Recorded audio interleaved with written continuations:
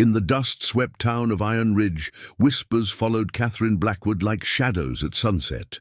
The feared bounty hunter had more confirmed kills than most lawmen had arrests, and word was she never failed to bring in her quarry, dead or alive.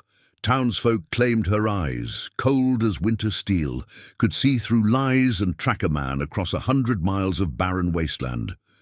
What they didn't know was that beneath her weathered duster and the twin revolvers that rarely left her sides, Catherine carried wounds deeper than any bullet could inflict, wounds that were about to be torn open again by the arrival of a small, ragged boy with hauntingly familiar eyes. Before we jump back in, tell us where you're tuning in from, and if this story touches you, make sure you're subscribed, because tomorrow I've saved something extra special for you. The summer of 1878 had brought nothing but dust and death to the Montana Territory. 3 months without rain had turned the once fertile valley into a cracked wasteland, and desperation was making good men turn outlaw just to feed their families. For Catherine, it meant business was booming. Though she took no pleasure in it, she tied her dappled grey mare to the hitching post outside the sheriff's office, adjusting her wide-brimmed hat against the merciless midday sun. The deputy's eyes widened when she pushed through the door, the jingle of her spurs announcing her arrival before her shadow fell across the threshold. "Miss Blackwood," he stammered, rising to his feet so quickly he knocked over an inkwell. "Sheriff, Donahue wasn't expecting you for another day at least." "Trail ran cold faster than expected," Catherine replied, her voice low and measured, roughened by years of trail dust and cheap whiskey. She dropped a burlap sack on the desk with a sickening thud. "Jackson Willis won't be robbing any more stagecoaches." The deputy swallowed hard, not daring to look inside the sack that undoubtedly contained proof of her latest bounty. "I'll, get the sheriff. He'll want to handle the payment personally." While she waited, Catherine moved to the window, watching the town's main street with the vigilance of a hawk. Iron Ridge had grown since she'd last passed through. New storefronts lined the once sparse thoroughfare, and children played in the streets without fear of random gunfire. Civilization was creeping westward, bringing law and order to places that had once been ruled by whoever had the fastest draw. She wasn't sure if that was progress or not. Sheriff Donahue's heavy boots announced his arrival before he stepped through the back door, wiping bacon grease from his thick mustache. "Catherine Blackwood," he drawled, eyeing the sack on his desk with distaste.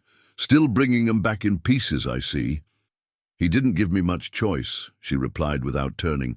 3 men dead because he wanted the extra 20 in a strongbox. Price was on his head, not his heart. Donahue sighed, reaching for the lockbox where he kept the bounty money. "That's the difference between you and me, Blackwood. I still believe men can change. And that's why you wear the badge while I do the hunting," she countered, finally facing him. "We settling up, or you want to preach some more?" The sheriff counted out the money, $200 in crisp bills, and slid it across the desk. "Word is, you're the best in the territory now. Taking down Willis solo is proof enough of that." Catherine pocketed the cash without counting it. Donahue was many things, but a cheat wasn't one of them. "Any other papers worth my time while I'm here?"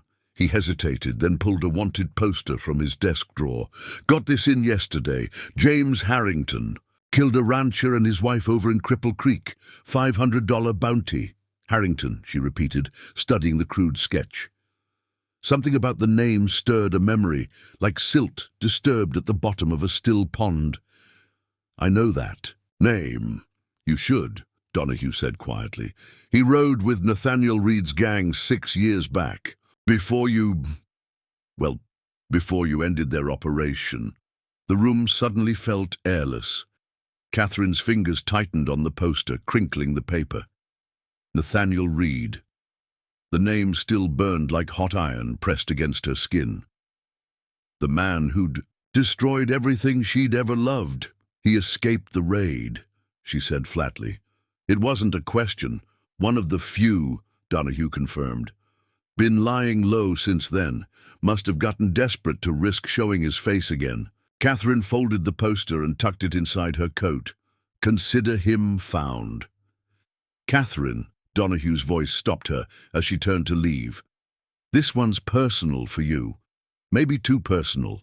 Nobody would think less if you sat it out.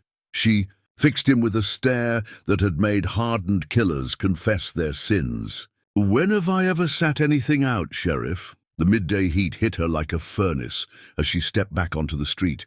She would need supplies before heading out after Harrington. Food, ammunition, maybe a fresh horse. Her mare was good, but the terrain between here and Cripple Creek was brutal.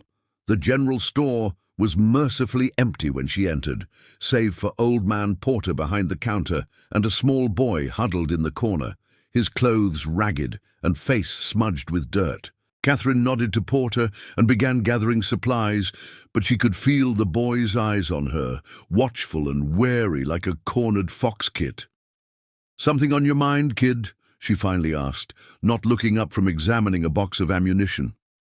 The boy startled, clearly not expecting to be addressed. "No, ma'am," he managed, his voice barely audible.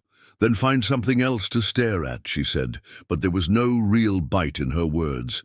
Children were a rarity in her line of work, and she preferred to keep it that way. "He's been here since dawn," Porter said quietly, as she approached the counter with her supplies. "Won't say where he's from or where his folks are. Tried to steal a loaf of bread earlier, but he's not very good at it." Catherine glanced back at the boy, who couldn't have been more than 8 or 9. His dark hair fell in matted curls around a face that was all sharp angles and hollow cheeks. Starvation had a way of aging children, making them look like miniature adults worn down by life. "That's not my concern," she said, counting out coins for her purchases. Porter sighed, bagging. "Her supplies? Course not.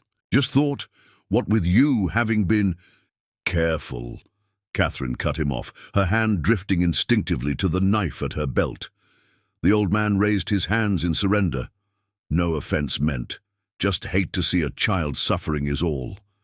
Catherine shouldered her supplies and turned to leave, determined to put both the boy and Iron Ridge behind her as quickly as possible. She had a new quarry to hunt, and personal vendettas didn't leave room for distractions. But as she reached the door, a commotion erupted outside, a man's angry shout followed by the sound of breaking glass. Catherine pushed through the door in time to see 3 men stumbling from the saloon across the street, clearly deep in their cups despite the early hour.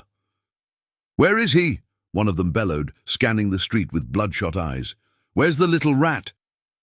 Behind her, Catherine heard a sharp intake of breath. The boy had moved to the doorway and was now frozen in terror, his eyes fixed on the men. "You know them?" she asked quietly. He nodded, a barely perceptible movement. They killed my pa," he whispered. "Said he stole from them, but he didn't. They just wanted our claim." Catherine's jaw tightened. "Claim jumpers, the lowest form of vermin in a territory already overrun with predators." "Get back inside," she ordered, but it was too late. One of the men had spotted the boy and was now pointing directly at the general store. "There he is, little Reed's brat." The name hit Catherine like a physical blow. Reed. It couldn't be coincidence. She looked down at the boy, really seeing him for the first time. The dark curls, the set of his jaw, the eyes that had seemed so hauntingly familiar. They were Nathaniel Reed's eyes, staring up at her from the face of his son. The drunken men were stumbling across the street now, their hands hovering near holstered pistols. "Come here, boy," the leader called. "We've got unfinished business with your daddy's claim." "Stay behind me," Catherine found herself saying, pushing the boy back toward Porter. "And whatever you hear, don't come out until it's quiet."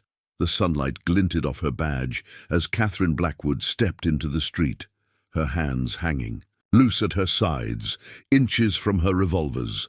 The fearsome bounty hunter who had brought down the notorious Reed gang was about to face a new challenge, protecting the son of the man she had sworn to destroy. The claim jumpers halted when Catherine stepped into the street, recognition dawning on their whiskey-flushed faces. The leader, a bull-necked man with tobacco-stained teeth, raised his hands in mock surrender. "Well now, if it ain't the widow, Blackwood herself," he drawled, voice carrying for the benefit of onlookers gathering on the boardwalk. "Ain't hunting us, are you? We got no bounties on our heads." Catherine's hand hovered near her holster, her stillness more threatening than any movement could be. "You called that boy Reed's brat. Explain." The bull-necked man spat a stream of tobacco juice that landed inches from her boots. "That there's Nathaniel Reed's spawn. Found him and his pa squatting on our silver claim up near Rattlesnake Creek." "Your claim." Catherine's voice could have frozen whiskey. "Damn right, our claim. Filed the papers and everything, didn't we, boys?" His companions nodded, though one seemed less certain. "Reed just shows up with the kid, says he's starting fresh. Well, we explained the error of his ways." Behind her, Catherine heard the general store door creak. The boy had crept to the threshold, his small fists clenched at his sides. "Liar!" he shouted, voice cracking. "My pa bought that claim fair, had papers from the assayer's office. You shot him while he was cooking our supper." The leader's face darkened. "Shut your mouth, boy, for I shut it permanent." Catherine shifted her weight, just enough to draw their attention back to her. "The boy stays with me." The claim jumpers exchanged glances, tension crackling between them like heat lightning before a storm. "That's Reed's blood," the leader growled. "You, of all people, should want him dead." Catherine's eyes narrowed. "What I want isn't your concern. Walk away now and we'll forget this happened." The leader laughed, a harsh sound like stones grinding together. "3 against 1, widow. Even with your reputation, those odds don't favor you." Odds never bothered me much. Catherine's fingers flexed, muscle memory cataloging distances, angles, trajectories. "Last warning." The man's hand dropped to his pistol. What followed wasn't so much a gunfight as an execution. Catherine drew and fired twice before the leader's weapon cleared leather. His 2 companions barely had time to register his fall before they joined him in the dust. One clutching a shattered shoulder, the other staring sightlessly at the Montana sky. Smoke curled from Catherine's revolvers as silence reclaimed the street. She holstered one weapon and approached the wounded man, who stared up at her with undisguised terror. "Papers," she said simply, extending her hand. Trembling, he fished inside his jacket and produced a folded document. Catherine scanned it briefly before pocketing it. "This claim transfer is dated yesterday. The boy says his father was killed days ago." "McCready made us backdate it," the man whimpered, nodding toward his dead leader. "Wasn't my idea." "Save it." Catherine pressed her boot against his wounded shoulder, drawing a strangled cry. "You're going to crawl to the sheriff's office and confess everything. If you don't make it that far, I'll find you." She leaned closer. "And I always find who I'm hunting." She watched him struggle to his feet and stagger toward the sheriff's office before turning to the boy, who stood frozen in the doorway, eyes wide as silver dollars. "What's your name?" she asked, reloading her spent chambers with practiced ease. "Samuel," he whispered. "Samuel Reed." Catherine nodded once, as if confirming something to herself. "Well, Samuel Reed, looks like you're coming with me." "Why?" The in question was direct, suspicious, smart for a boy his age. "Because I'm heading to Cripple Creek to find James Harrington. Figured you might want to point him out when we get there." The boy's eyes widened further. "Uncle James? You're going after Uncle James, too." Catherine's expression didn't change, but something shifted behind her eyes. "He's your kin?" "He helped Pa sometimes, brought me candy when he visited." Samuel's gaze hardened with a child's attempt at bravado. "You gonna kill him too?" "That depends on him." Catherine nodded toward the general store. "Get whatever you need. We leave in 10 minutes. "I ain't got nothing to get," Samuel replied, chin jutting. "And I ain't going with you. You're gonna kill the only family I got left." Catherine studied him, the stubborn set of his jaw, the defensive hunch of his shoulders. So much like his father, it made something twist painfully inside her. "Your uncle is wanted for murder," she said flatly. $500 on his head. If I don't bring him in, someone else will. He wouldn't hurt nobody. Tell that to the rancher and his wife in Cripple Creek. She turned toward her horse. "Stay or come, your choice. Preparing and narrating this story took us a lot of time.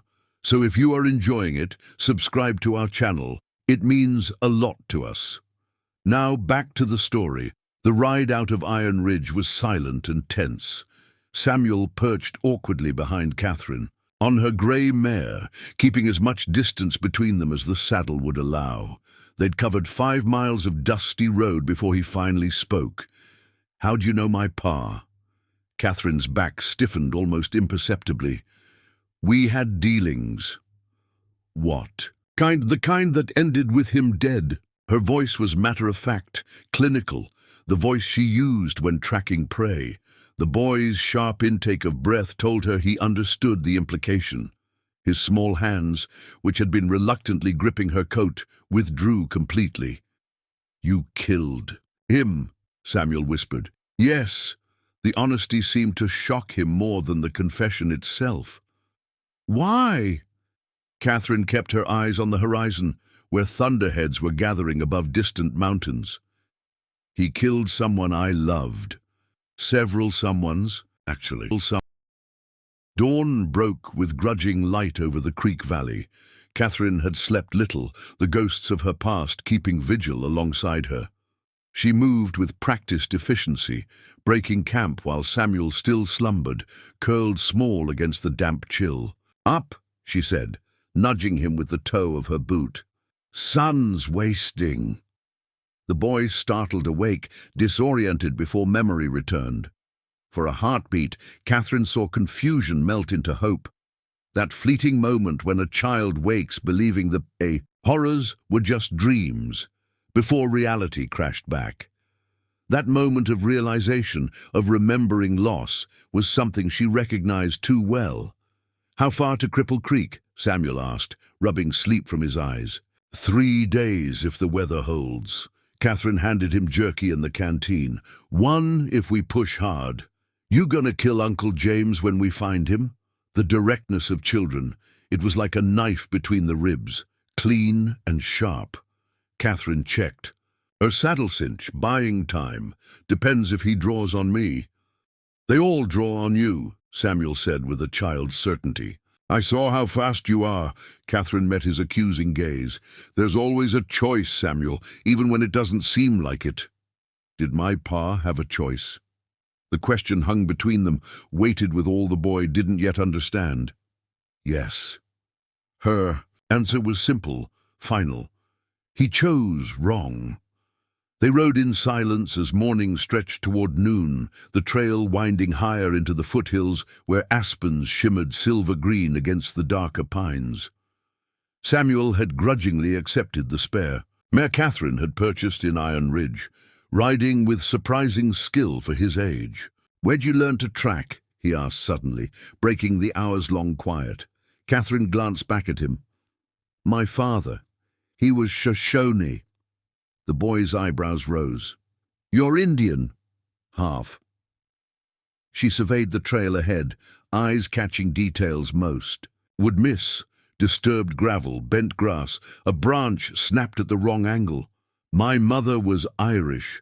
Came west as a Harvey girl, met my father when the railroad was pushing through Wyoming territory."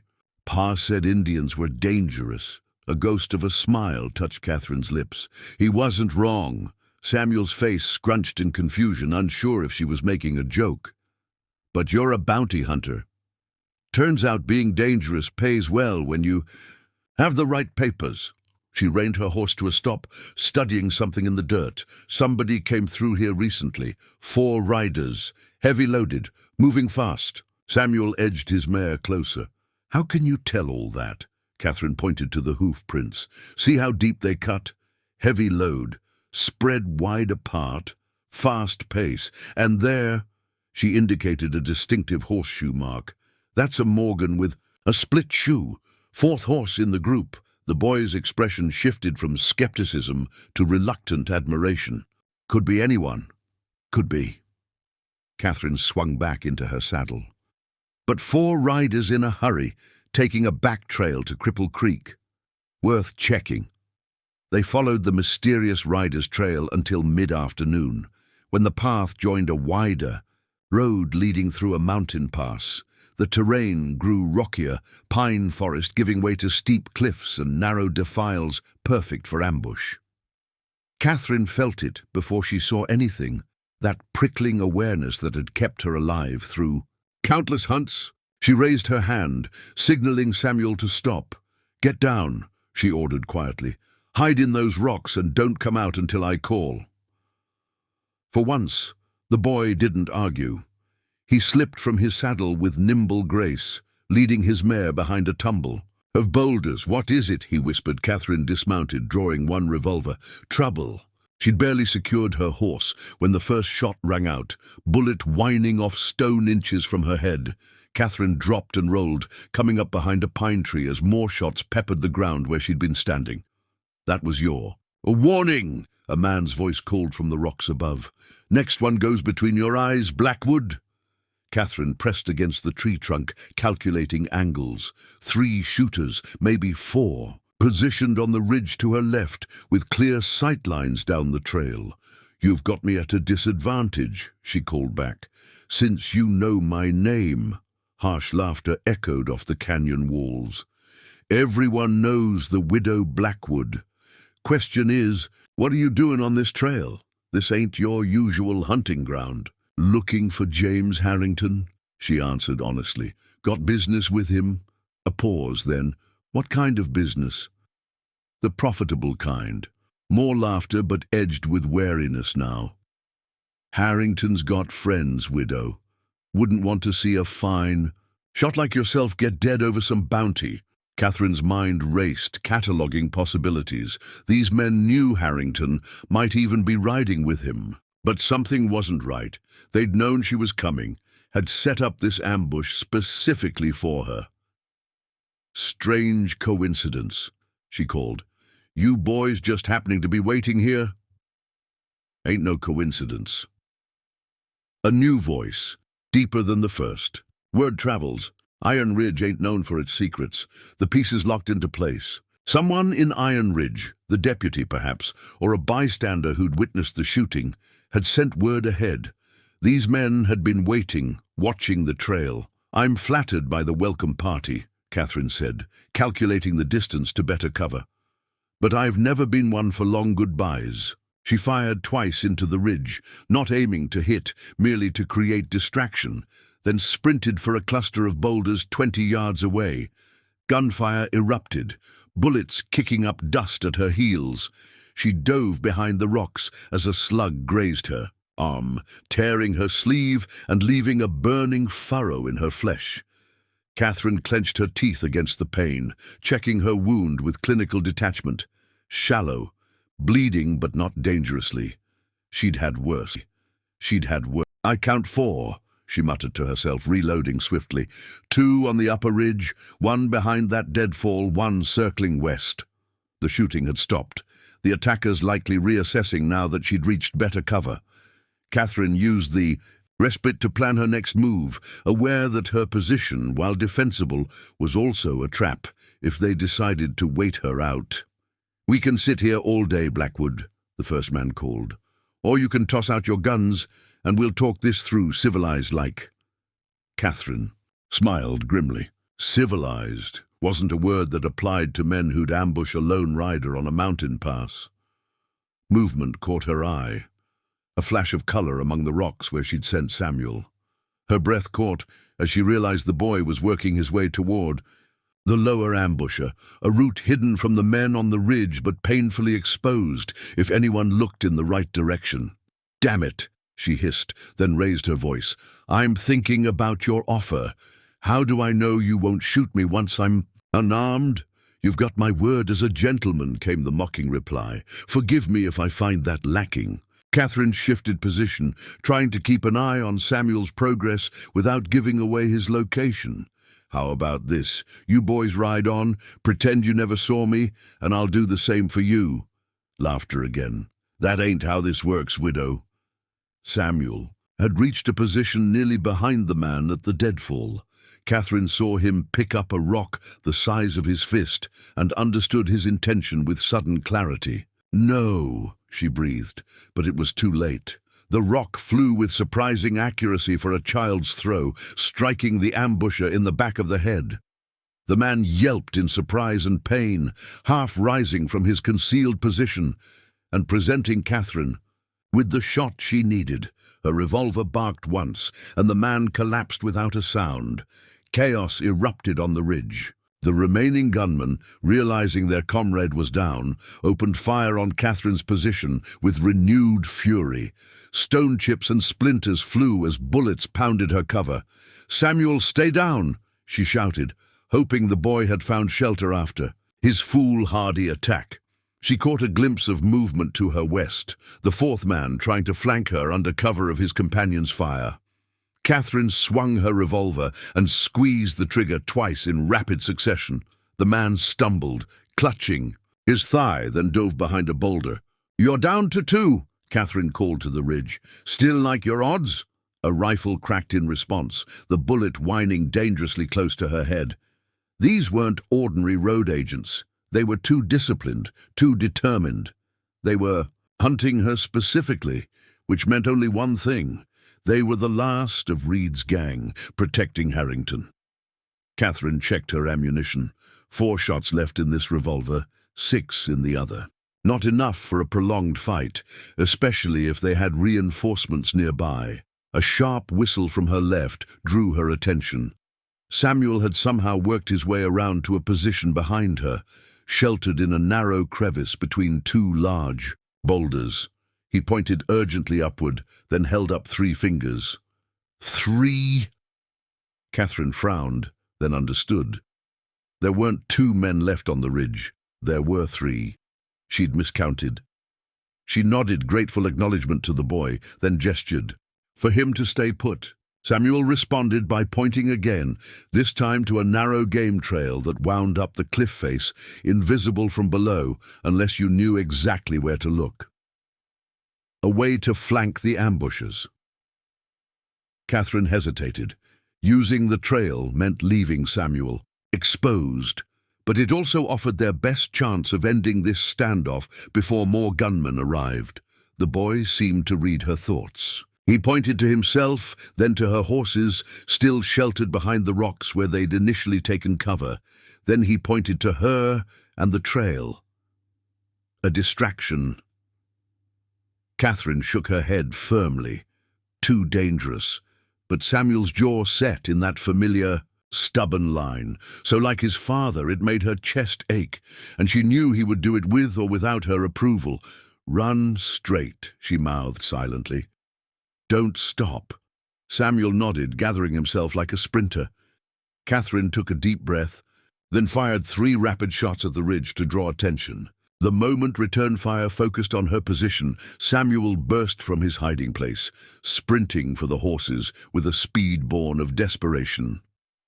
"There's the kid," one of the ambushers shouted, swinging his rifle toward the running boy. Catherine's shot caught him in the shoulder before he could fire, spinning him away from the edge. The remaining gunmen shifted their attention back to her, bullets peppering her position with renewed fury. Through the chaos, she saw Samuel reach the horses, ducking low behind them for cover. The boy had courage, she'd give him that. And brains, spotting that trail when she'd missed it entirely. Catherine fired her remaining shots methodically, not aiming to hit, but to keep the gunman pinned down while she retreated toward the game trail. Rock by rock, staying low, she worked her way to the base of the cliff. The trail was barely visible, more suggestion than path, a series of narrow ledges and handholds climbing the rock face. Catherine holstered her empty revolver and drew the loaded one, then began to climb one-handed, every sense alert for movement above. Halfway up, a shower of pebbles warned her seconds before a face appeared at the cliff edge. Catherine pressed against the rock as a rifle barrel swung toward her. "Got her!" the man shouted. His last words before Samuel's mare, suddenly spooked, crashed into the ambush's horses. The resulting chaos gave Catherine the moment she needed. She fired upward, catching the gunman beneath his chin. He toppled forward, rifle clattering against stone as he plummeted past her. Catherine resumed climbing, muscles burning with the effort. When she reached the top, she rolled over the edge just as a bullet struck where her hand had been. The last ambusher stood 20 feet away, revolver raised, eyes wide with fear or disbelief. He was young, barely out of boyhood, with a patchy beard and shaking hands.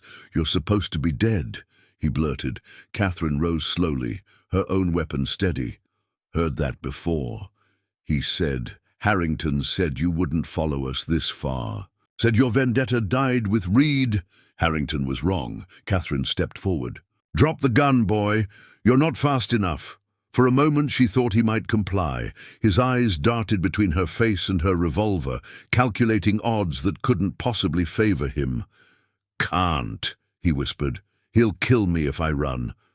And I'll kill you if you don't drop that gun," Catherine said flatly. "Difference is, with me it'll be quick." Indecision warred on his face. Then, with fatalistic resignation, his finger tightened on the trigger. Catherine's shot took him in the chest before he could fire. He crumpled without a sound, dead before he hit the ground. Silence reclaimed the mountain pass, broken only by the distant cry of a hunting hawk. Catherine checked the bodies methodically, searching for anything that might lead to Harrington. The young one carried nothing of value, but the man she'd shot from below had a folded paper in his coat pocket. A crude map showing a cabin marked "In the hills, 5 miles east of Cripple Creek." Below it, a date, tomorrow, and a single word, shipment. Catherine tucked the map away and made her way back down the cliff face. Samuel was waiting with the horses, his face pale but composed. "You killed them all," he stated simply. "Not an accusation, just fact." They didn't leave much choice. Catherine checked her wound, binding it quickly with a strip torn from her bandana. "You did good, spotting that trail. Probably saved both our lives." The boy nodded, accepting the praise without comment.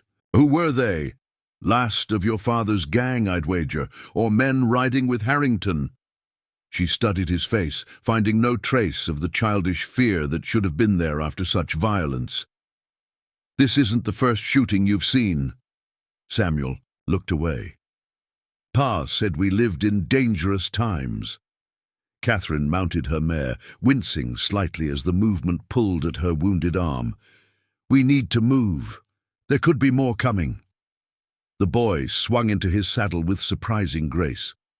"The map you took, it leads to Uncle James." "Sharp eyes, this one." Catherine nodded once. "Appears so." "You still planning to kill him?" The question hung between them, weighted with all the complications neither could fully articulate. Catherine had spent 6 years hunting the men who'd massacred that settlement, who'd killed her husband. Harrington was the last, the final name on a blood-soaked list she'd carried since the day she'd buried Thomas. But now there was Samuel, a boy who'd already lost his father to her vengeance, who'd had his world torn apart by violence and greed, a boy with Nathaniel Reed's eyes and Kate Lawson's stubborn courage. "Let's find him first," Catherine said finally. "Then we'll see what choices he makes." They rode in silence, following the ridgeline east toward the marked cabin. Catherine kept one eye on their back trail and another on the boy, whose presence complicated everything she'd believed about her purpose these past 6 years. The locket around her neck seemed to burn against her skin, a constant reminder of secrets buried and truths half forgotten. If Harrington was where that map indicated, tomorrow would bring an end to her long hunt, one way or another. Whether it would also bring peace, Catherine Blackwood no longer dared to guess. dead. Dusk painted the mountains in violet and gold as Catherine and Samuel made camp in a sheltered ravine a mile from the cabin marked on the map. No fire tonight, not with Harrington's men likely combing these hills for whoever had killed their companions. Catherine checked her wound by the fading light. The bleeding had stopped, but angry red lines radiated from the gash, first signs of infection. She uncorked her whiskey flask with her teeth and poured a generous measure over the wound, swallowing a hiss of pain.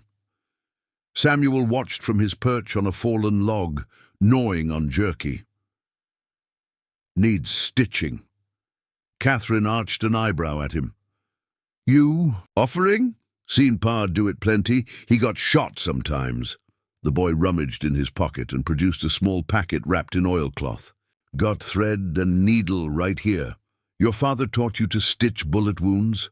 Samuel shrugged, a strangely adult gesture on such small shoulders. "Said useful skills keep you breathing." Catherine studied the boy as she extended her arm. In the gathering shadows, with his features half hidden, he looked less like Reed and more like someone else, someone whose memory lurked at the edges of her consciousness like a half-forgotten dream. The boy's hands were steady as he threaded. The needle, his movements practiced and precise. "Gonna hurt," he warned. "Not my first stitches," Catherine grunted. Samuel bent over her arm, concentration etched on his face as he pushed the needle through her flesh. His small fingers worked with surprising dexterity, each stitch neat and tight. "Where'd you and your Ipa live before the claim?" Catherine asked, partly to distract herself from the pain, partly to fill in the gaps of Reed's lost years. "Lots of places. Never stayed nowhere long." Samuel tied off a stitch, his tongue caught between his teeth. "Pa always said trouble had a way of finding him." He wasn't wrong. The boy glanced up sharply. "You really knew him? Before?" Catherine hesitated. The truth was a blade that cut both ways. "Yes." "Was he bad, like you said?" A loaded question with no simple answer. Catherine's mind flashed to Fort Laramie, to stolen glances across a crowded room, to whispered promises beneath Wyoming stars, to the sharp pain of betrayal when she discovered what Nathaniel Reed truly was. "He was complicated," she finally answered. "Good at making people believe what he wanted them to believe." Samuel's face scrunched in thought as he resumed stitching. "Pa told me once there's two kinds of bad in this world, the kind that knows it's bad and don't care, and the kind that thinks it's doing right. Which was he?" The boy's eyes, so like his father's, met hers unflinchingly, said he was both at different times. A truthful answer, more truthful than Reed had ever been with her. Catherine watched Samuel knot the final stitch, marveling at how the son could possess a wisdom the father had only pretended to. "Uncle James told Pa he should tell me everything before somebody else did." Samuel wiped the needle clean on his shirt. "Pa said I wasn't ready yet." Catherine flexed her arm, testing the stitches. "Your uncle was right. That why you're hunting? Him to tell me things? No." She recorked her flask, offering it to the boy who shook his head. "I'm hunting him because he's the last one." "Last what?" "Last of the men who killed 12 innocent people at Mercy Creek 6 years ago, including my husband." Samuel absorbed this, his face unreadable in the deepening twilight. "And my pa was part of that?" "He planned it, led it, killed more than half of them himself." The words were stones, heavy and cold. The boy's shoulders hunched, a physical rejection of what he was hearing. "No, Pa wouldn't do that. Not to innocent folks. People aren't always who we need them to be, Samuel." He stared at her, wounded in ways no child should be. "You're lying." "I wish I was." Catherine rose, stretching her newly stitched arm. "Get some sleep. We move before dawn." Samuel curled into himself beneath his thin blanket, turning his back to her. Catherine took first watch, her eyes scanning the darkened hills, while her mind traveled backward through the years to Fort Laramie, to the young Irish immigrant who'd fallen for Nathaniel Reed's charm, who'd believed his promises of a new life. Together in California, who discovered too late the truth behind his smile, the boy's steady breathing eventually told her he'd fallen asleep. Catherine moved silently to check on him, tucking the blanket more securely around his shoulders. In sleep, his face relaxed into innocence, untouched by the violence that had shaped his short life. Something twisted painfully in her chest, a feeling she'd thought long dead, buried alongside Thomas Blackwood in that wind-swept Wyoming graveyard. Catherine touched the locket beneath her shirt, tracing its familiar outline through the fabric. Tomorrow would bring Harrington, and with him, the end of her 6-year hunt. But it would also bring choices that couldn't be unmade, truths that couldn't be unspoken, and a reckoning that had been waiting since Fort Laramie. Dawn arrived with knife-edge clarity, the mountain air sharp in Catherine's lungs as she and Samuel crept through pine shadows toward the cabin. They'd left the horses tethered a half-mile back, approaching on foot with the practiced silence of hunters. "Stay here," Catherine whispered, positioning Samuel behind a lightning-struck pine with good sightlines to the cabin. "If shooting starts, you get back to the horses and ride for Iron Ridge. Don't stop for anything." The boy's jaw set stubbornly. "I ain't leaving you." "This isn't a discussion." Catherine pressed her spare revolver into his small hand. "Take this. 5 shots. Make them count if you need to." Samuel's fingers closed around the weapon, his expression torn between fear and fierce determination. "How will you know if it's really Uncle James? You ain't never seen him." "I've seen him," Catherine corrected softly.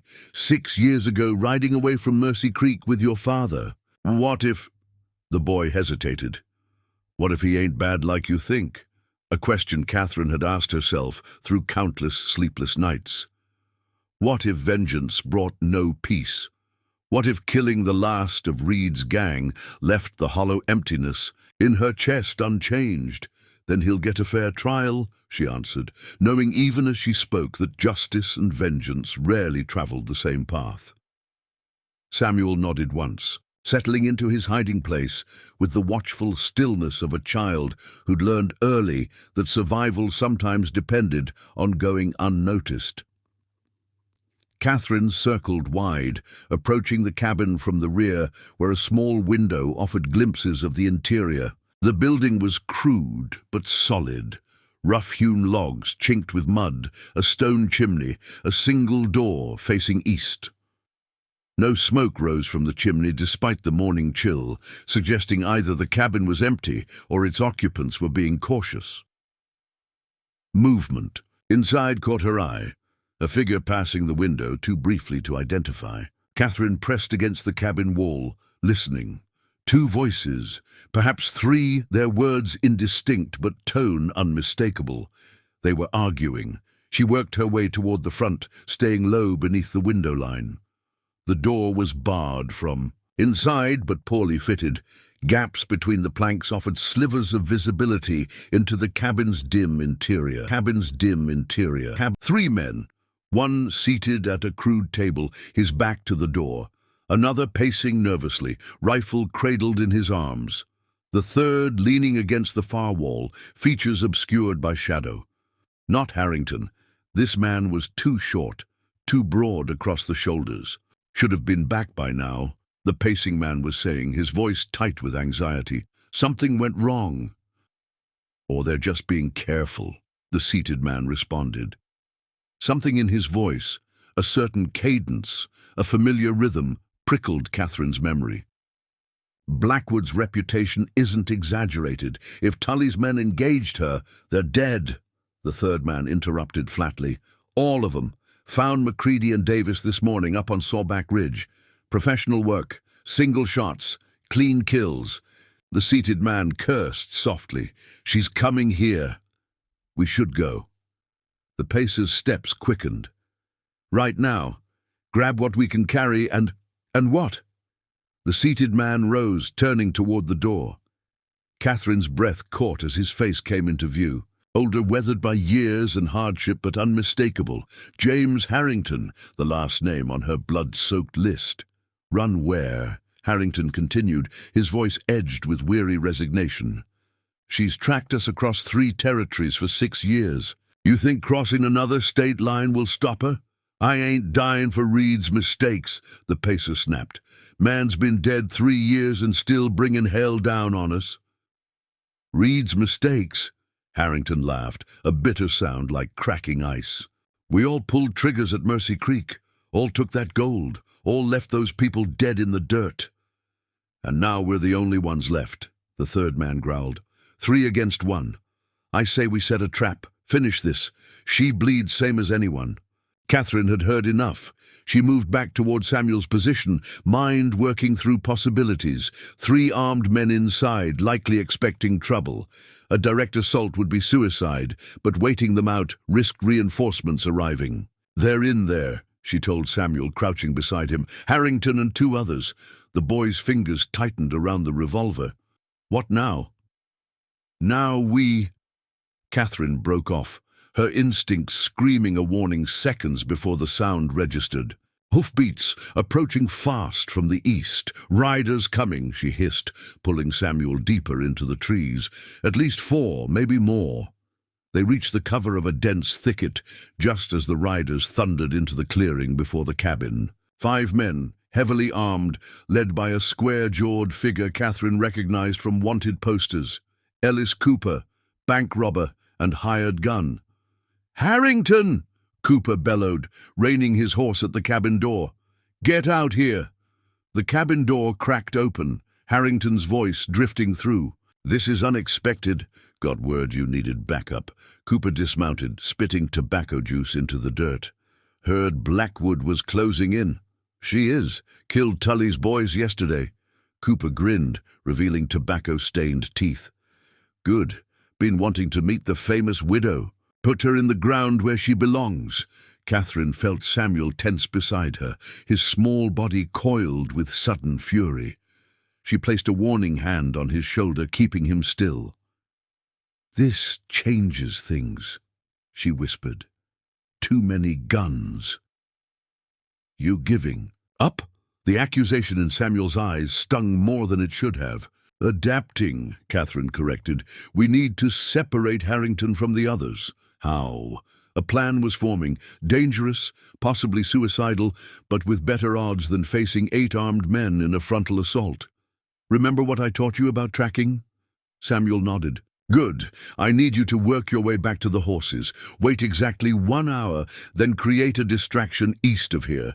Something to draw most of them away from the cabin. Like what? Fire, Catherine decided. Set the underbrush burning about a 1/4 mile east. The drought will make it spread fast. They'll have to respond. The boy's face shifted from uncertainty to determination. Then what? I'll handle Harrington when the others leave to fight the fire. Catherine squeezed his shoulder. This isn't your fight, Samuel. If things go wrong, I know, he interrupted. Iron Ridge, don't stop.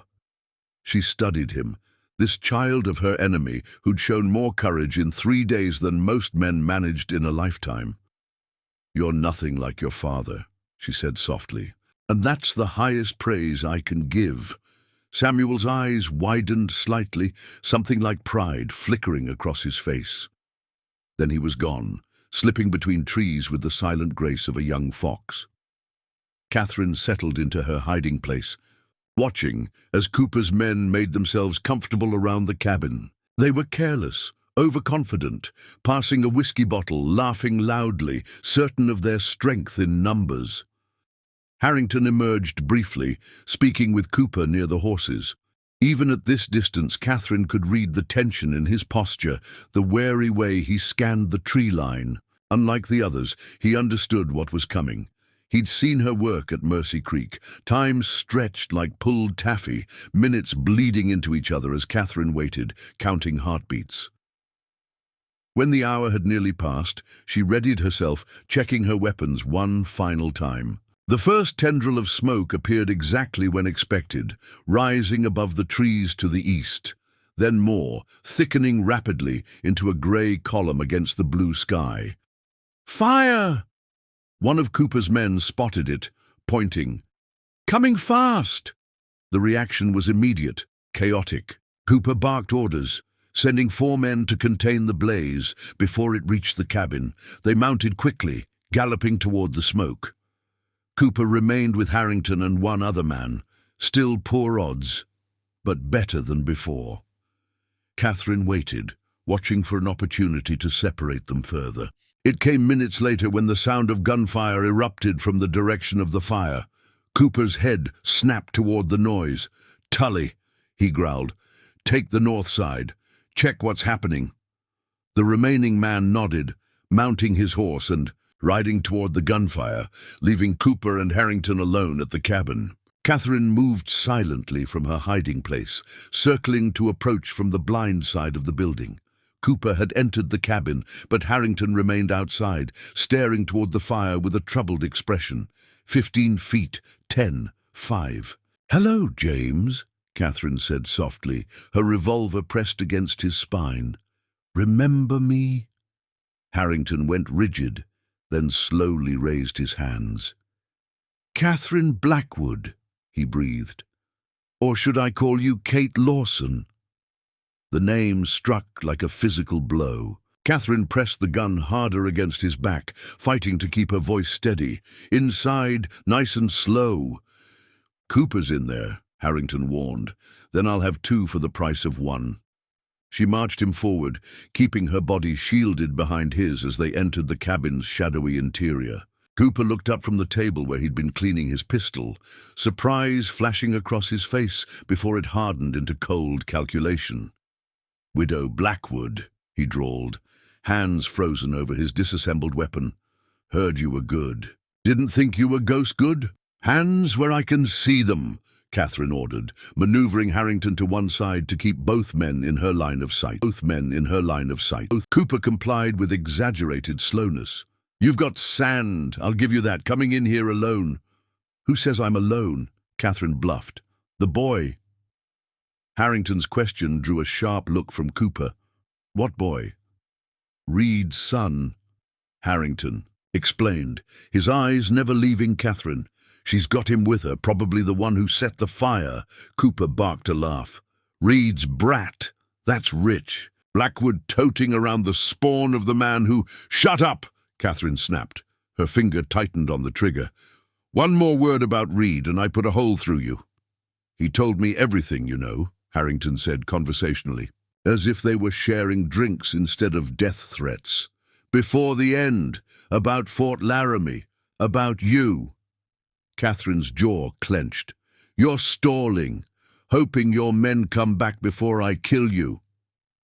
"No." Harrington's voice dropped, becoming almost gentle. "I'm giving you a chance to hear the truth before you pull that trigger. You've earned that much after 6 years. Cooper was watching them both, eyes narrowed with calculating interest. His hands had drifted closer to his gun belt, where a second pistol was holstered. "Don't," Catherine warned him. "You can't watch us both," Cooper sneered, "and you can't kill us both before one of us kills you." "Try me."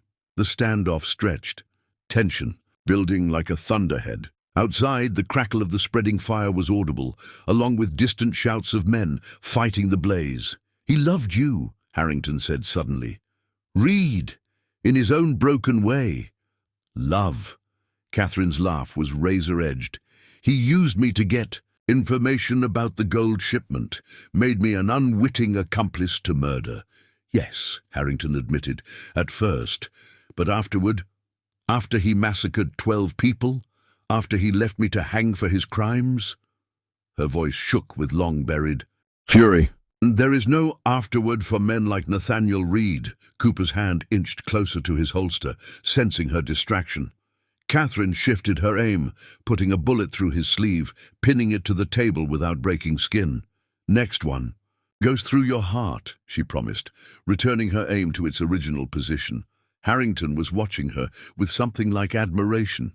"You really are as good as they say." "Better," Catherine corrected coldly. "Now you're going to tell." Me everything about Mercy Creek, every detail. Then you're coming back to Iron Ridge to stand trial. Trial? Cooper laughed. You've spent 6 years hunting us down like dogs, and now suddenly you want justice? I want the truth, Catherine shot back. I want the world to know what you did, what Reed ordered. What if what Reed ordered, Harrington said carefully, wasn't what happened? Catherine's eyes narrowed. Explain. Mercy Creek was supposed to be clean, quick. Nobody was supposed to die.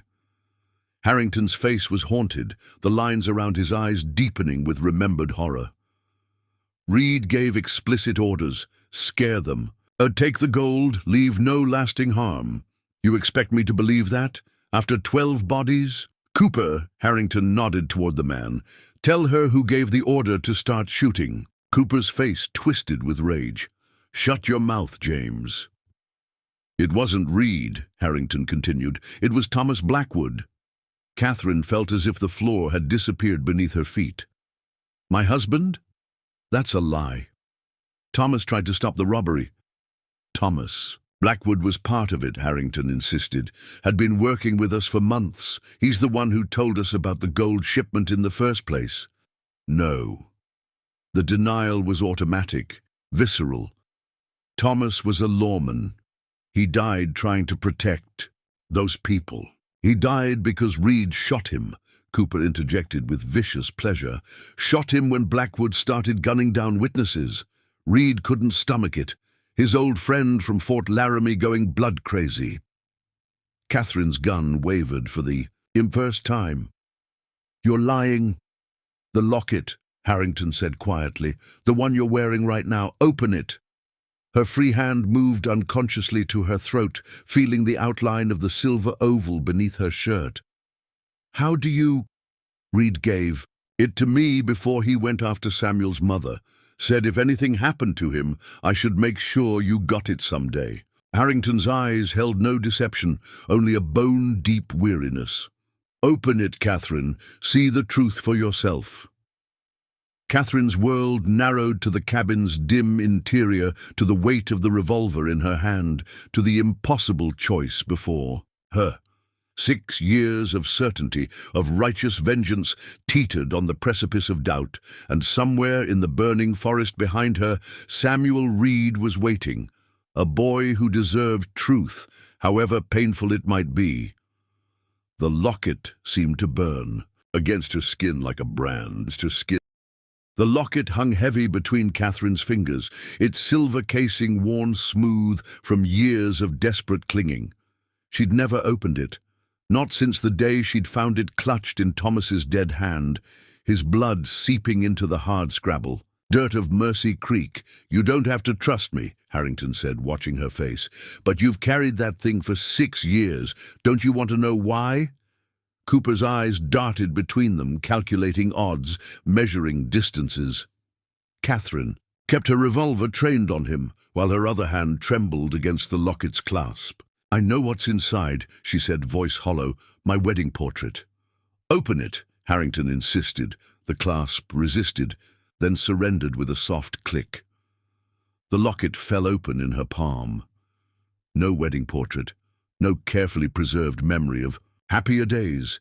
Instead, a folded scrap of paper, yellowed with age and stained with what could only be blood.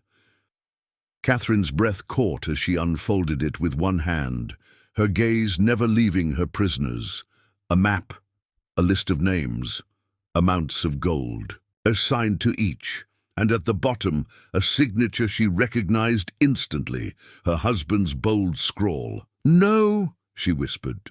Thomas Blackwood organized the robbery. Harrington continued, his voice gentle as a priest delivering last rites. Reed was just muscle, brought in because of their history in Fort Laramie.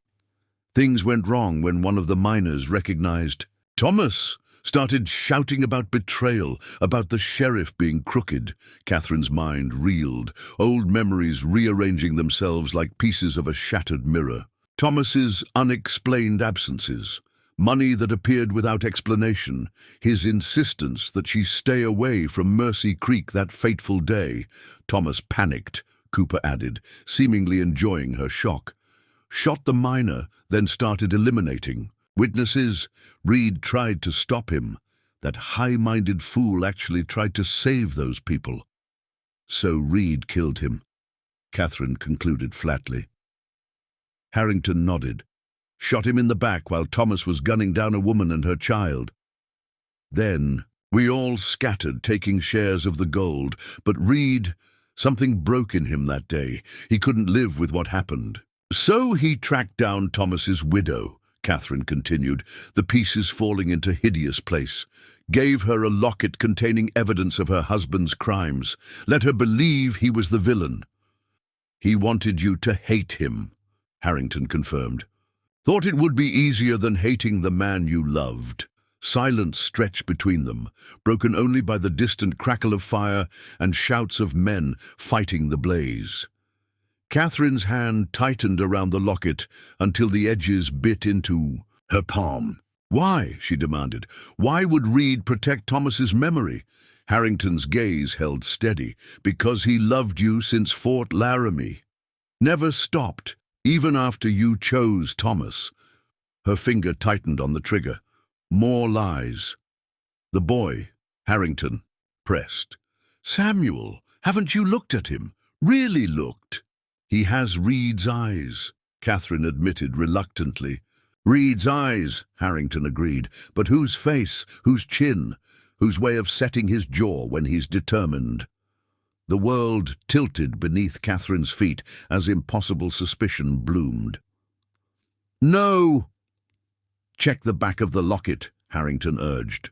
The inside back. Her fingers found the tiny catch, revealing a hidden compartment. Inside lay a faded tintype, a woman with sunset-colored hair, and Catherine's own stubborn chin. Samuel's mother, Catherine breathed. Your sister, Harrington corrected gently. Mary Lawson, the one who followed you west after you wrote about the handsome sheriff who'd stolen your heart. The revolver wavered in Catherine's hand as memories crashed over her. Mary's arrival in Fort Laramie, the silent disappointment in her eyes when she met Thomas, her unexplained departure months later. Mary and Reed, the words felt foreign on her tongue, impossible connections forming between disparate points of her fractured past. After you married Thomas, Harrington confirmed, they found comfort in each other. When Mary discovered she was carrying Reed's child, they fled east, tried to make a life together. But she died in childbirth, Catherine finished, remembering Samuel's words from their first night on the trail. Reed raised the boy alone, tried to go straight, but the past caught up with them 3 years ago when Thomas's old partners found him. Harrington's eyes flicked toward Cooper, who glowered in response. They killed him, would have killed the boy too if he hadn't been hiding in the root cellar. So you took him in, Catherine guessed. Harrington nodded. Kept him safe best I could. Found work where we could. Eventually bought that claim near Rattlesnake Creek. Thought we'd finally outrun the past. Until the claim jumpers found you, Catherine concluded. Cooper's men, Harrington confirmed. They recognized me.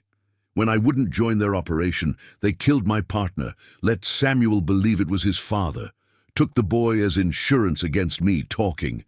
Cooper spat onto the dirt floor. Touching story, real tearjerker, don't mean nothing now. It means everything, Catherine countered, her voice deadly quiet. It means you killed my sister's husband, tried to kill my nephew. Nephew? Cooper laughed harshly. That's what you're taking from this fairy tale? Not how your precious husband was a murderous thief. Catherine's arm no longer trembled. Her aim steadied as cold clarity washed through her. On your feet, she ordered Cooper. Both of you. We're going back to Iron Ridge. For what? Cooper sneered. A trial where all your righteous vengeance gets exposed as a lie? Where everyone learns the great widow Blackwood spent 6 years hunting the wrong man? Justice, Catherine replied simply. For Mercy Creek, for Reed, for Samuel. Cooper's face twisted. You stupid! The cabin door crashed open.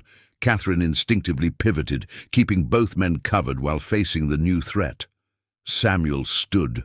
In the doorway, Catherine's spare revolver clutched in his small hand, face smudged with soot and eyes wild with fear. They're coming back, he gasped. "All of them. Fires spreading too fast. They couldn't stop it." Harrington took half a step toward the boy. "Samuel, stay where you are." Catherine snapped, mind racing through rapidly dwindling options. Cooper's remaining men would be here within minutes, cutting off their escape. Cooper saw her momentary distraction and lunged for his disassembled pistol. Catherine's revolver barked, the bullet taking him through the shoulder and spinning him against the wall. "Uncle James." Samuel's voice trembled with confusion as he took in the tableau. Catherine's gun, Cooper bleeding, Harrington standing with raised hands. "It's all right, Sam," Harrington assured him, his eyes never leaving Catherine. "Miss Blackwood and I have reached an understanding." "Have we?" Catherine asked softly. Hoofbeats thundered in the distance, growing louder by the second. Their time had run out. Harrington lowered his hands slowly. "Cooper's men will kill us all. You know that." Catherine nodded once, decision crystallizing. "Samuel, come here." The boy hesitated, looking to Harrington, who gave him a gentle nod. Samuel inched into the cabin, giving Cooper's bleeding form a wide berth. "You're going with your uncle," Catherine told him, reaching into her pocket and pressing the locket into his small hand. "This belonged to your mother, your real mother." Samuel's brow furrowed as he stared at the silver oval. "I don't understand." "She was my sister," Catherine explained, the words strange and wonderful on her tongue. "Which makes me your aunt. Your father was a better man than I let myself believe." The boy's eyes widened, darting between her face and the locket. "Then why—" "No time," Harrington interrupted, moving toward the rear window. "They'll be here any second." Catherine made a swift calculation. "There's a game trail behind the ridge. Leads down to Cripple Creek. My horses are tethered a half-mile west." "You're letting us go?" Harrington's disbelief was palpable. "I'm giving Samuel a chance," she corrected, then fixed him with a steel gaze. "You keep him safe. You tell him everything when he's old enough. All of it, the good and the bad." Harrington nodded solemnly. "My word." "Your word got 12 people killed," Catherine reminded him coldly. "This time, it better be worth something." The approaching riders were visible now through the cabin's front window, 5 men galloping at full tilt, rifles ready. Cooper laughed through gritted teeth, clutching his bloody shoulder. "You're dead, Blackwood, all of you." Catherine ignored, him crouching to meet Samuel's eyes. "You remember how to track?" The boy nodded, clutching the locket like a talisman. "Good. I'll find you when this is finished." She touched his cheek briefly, allowing herself that one moment of connection. "You have your mother's chin, and her courage." Samuel swallowed hard. "What are you going to do?" Catherine rose, checking her ammunition. "Buy you time." Harrington's face filled with understanding. "Catherine, don't go," she commanded. "Now. Out the back. Don't stop until you reach Cripple Creek." "Come with us," Samuel pleaded, grabbing her coat sleeve. "Please." For a heartbeat, Catherine allowed herself to imagine it, riding away with her nephew, building some kind of life from the ashes of so many lies. But Cooper's men were seconds away, and some debts could only be paid one way. "I'll find you," she promised again, gently disengaging his fingers. "Now go." Harrington grabbed Samuel's shoulder, pulling him toward the back window. "She's right. Sam, we have to move." The boy resisted for a moment, his eyes locked on Catherine's face as if memorizing every line. Then he nodded once, a strangely adult gesture of acceptance, and followed Harrington through the narrow opening. Catherine watched them disappear into the pine shadows before turning her attention to Cooper, who was struggling to staunch his. "A bleeding shoulder. He'll never tell the boy the truth," Cooper sneered. "None of it. Harrington's as much a liar as Reed was." "Maybe," Catherine acknowledged, moving to the cabin door. "But Samuel deserves a chance to find out for himself." Outside, Cooper's men had reached the clearing, spreading out as they approached the cabin. Catherine stepped onto the porch, her revolver hanging loose at her side. "That's far enough," she called, her voice carrying across the clearing. The riders halted, rifles trained on her solitary figure. Behind them, smoke billowed above the tree line as the fire devoured acres of drought-parched forest. "Where's Cooper?" one of the men demanded. "Inside," Catherine replied, "nursing a bullet wound and a wounded pride." "And Harrington?" "Gone," the leader cursed, scanning the tree line. "How many are you?" Catherine smiled thinly. "Just me." Disbelief rippled through the group, followed by nervous laughter. "The famous Widow Blackwood," the leader mocked. "Not so fearsome after all." "You know who I am," Catherine acknowledged. "Then you know what I've done to men like you for the past 6 years. Her words silenced the laughter. These men had heard the stories of outlaws found with perfect bullet, holes between their eyes, of gangs decimated by a single hunter's relentless pursuit. "Last chance," Catherine continued, her voice carrying the inevitability of judgment. "Ride away. Leave Cooper. Leave this territory. Never come back." The leader's horse shifted nervously beneath him, sensing the tension. 5 guns against 1. "Those odds favor us, Widow." Catherine's smile was cold as mountain snow. "Ask the Reed gang about odds." For a moment, indecision wavered across their faces. Then Cooper's voice bellowed from inside the cabin. "Kill her, you fools! She's alone!" Decision crystallized in the leader's eyes. He raised his rifle. The leader's rifle came up, but Catherine was already moving. Her first shot knocked him from the saddle before his finger found the trigger. Her second caught another rider through the chest as chaos erupted across the clearing. Horses reared. In panic, throwing one man to the ground, Catherine's third bullet found him before he could rise. The remaining 2 riders scattered, seeking cover behind trees at the edge of the clearing. Catherine dove back through the cabin door as rifle fire splintered the wood around her. Cooper was crawling toward his disassembled pistol, leaving a crimson trail across the dirt floor. She kicked the weapon parts out of reach, then dragged him upright, using his bulk as a shield as she worked her way toward the rear window. "You're dead," Cooper wheezed, blood bubbling at the corner of his mouth. The bullet had done more damage than she'd thought. "They'll burn this place to the ground with you in it." "Probably," Catherine agreed, peering around his shoulder toward the front door. The 2 remaining gunmen had taken positions on either side of the cabin, effectively cutting off her escape. Rifle fire punched through the front window, showering them with glass. Catherine ducked, calculating angles and options. The back window offered their only chance, but it would mean crossing an open clearing with no cover.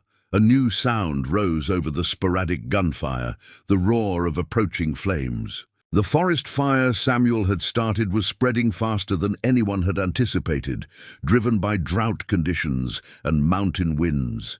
Thick smoke billowed past the cabin windows, carrying the scorched scent of burning pine.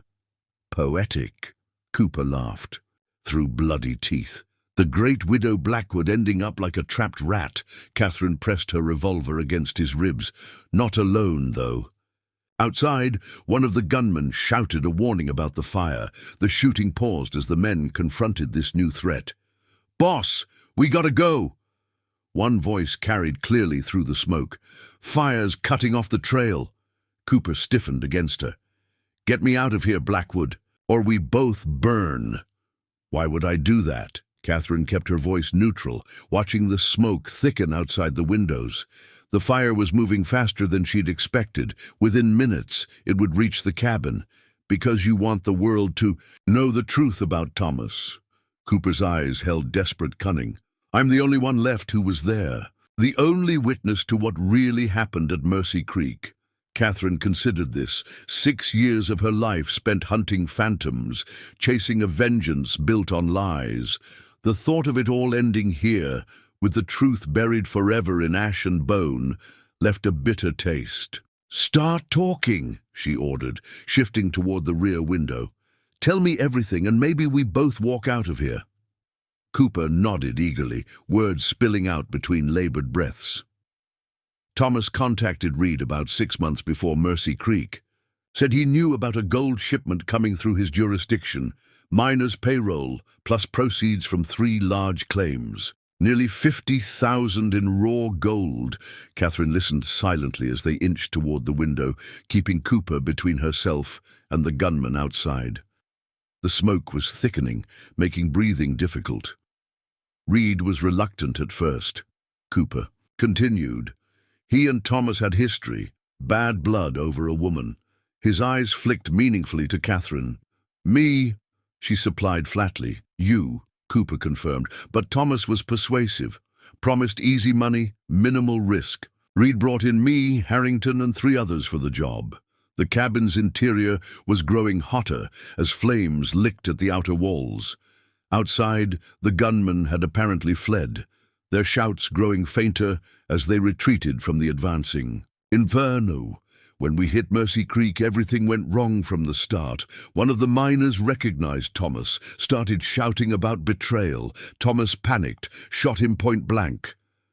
Cooper's face twisted with the memory. Then it was just slaughter. Thomas kept shooting, wouldn't stop. Women, children, didn't matter. Said we couldn't leave witnesses. Catherine swallowed bile, her mind struggling to reconcile this monster with the man she'd loved, had mourned for 6 years. Reed tried to stop him, actually tried to save some of the townspeople, if you can believe it.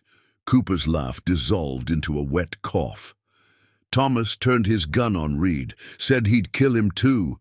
That's when Reed shot him. They had reached the rear window. The clearing beyond was hazy with smoke, but still passable, for now. So Reed let me believe he was the murderer, Catherine concluded, piecing together the final fragments of the puzzle.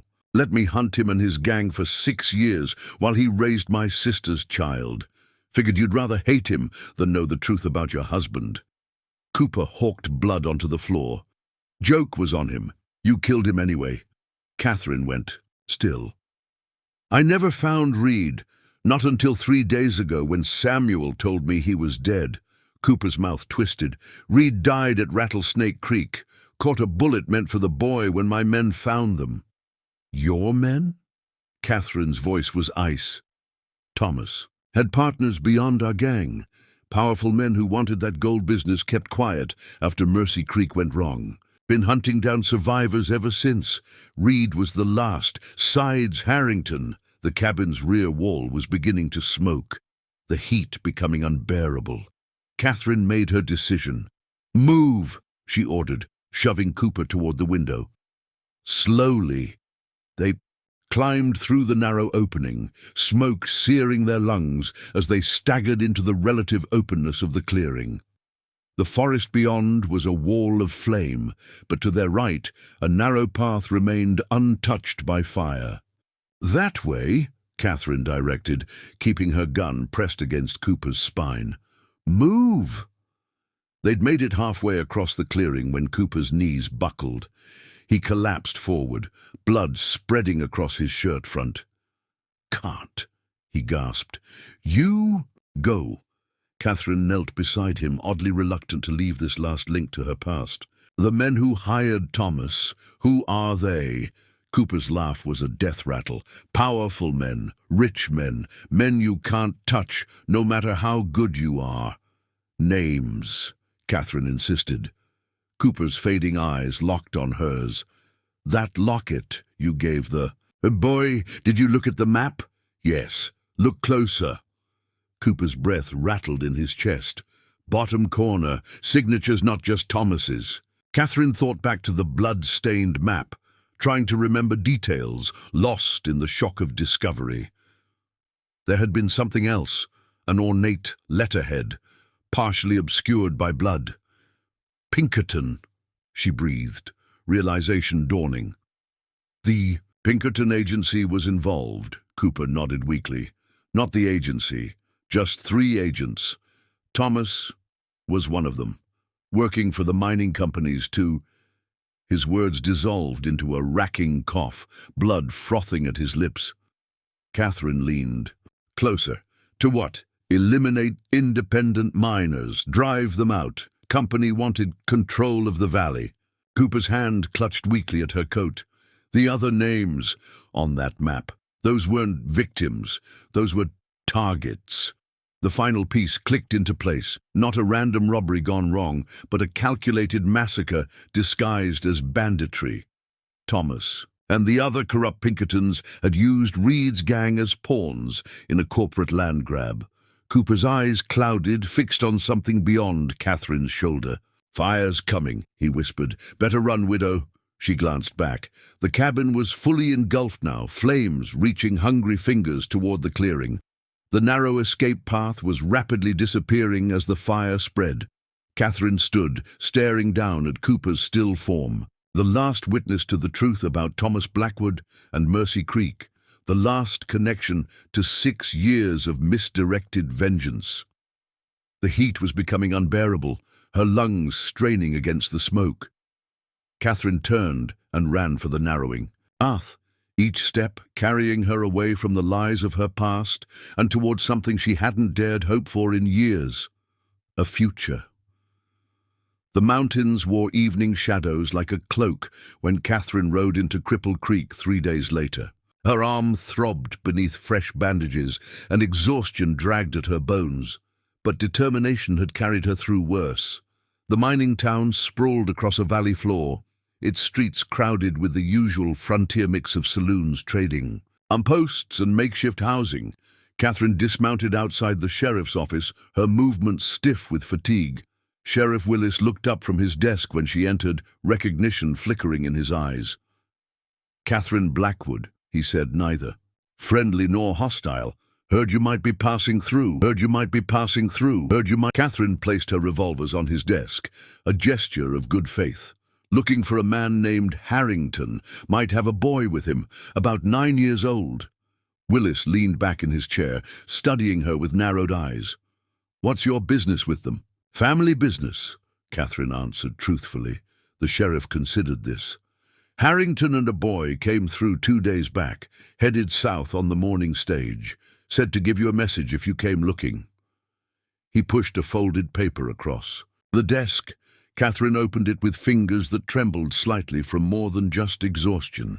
"Catherine, the boy is safe. Told him everything. About his mother, about Reed, about Thomas. Some of it he understood. The rest will come with time.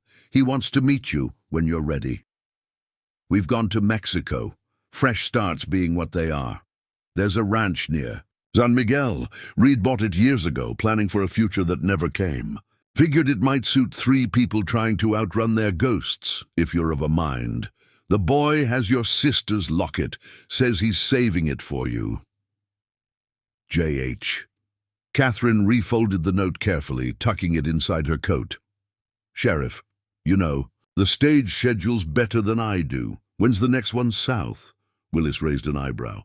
"Not planning to stay in Cripple Creek?" "No," Catherine said, something like peace settling over her for the first time in 6 years.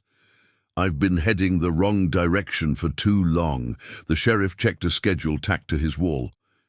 "Morning stage leaves at dawn. San Miguel's. About a 2-week journey, if that's where you're bound." Catherine nodded, retrieving her weapons. "I appreciate the information." "One more thing," Willis called as she reached the door. "There's talk about a fire up in the mountains. Burned nearly 2,000 acres before the rain stopped it. They found bodies in the ashes. One of them had this on him."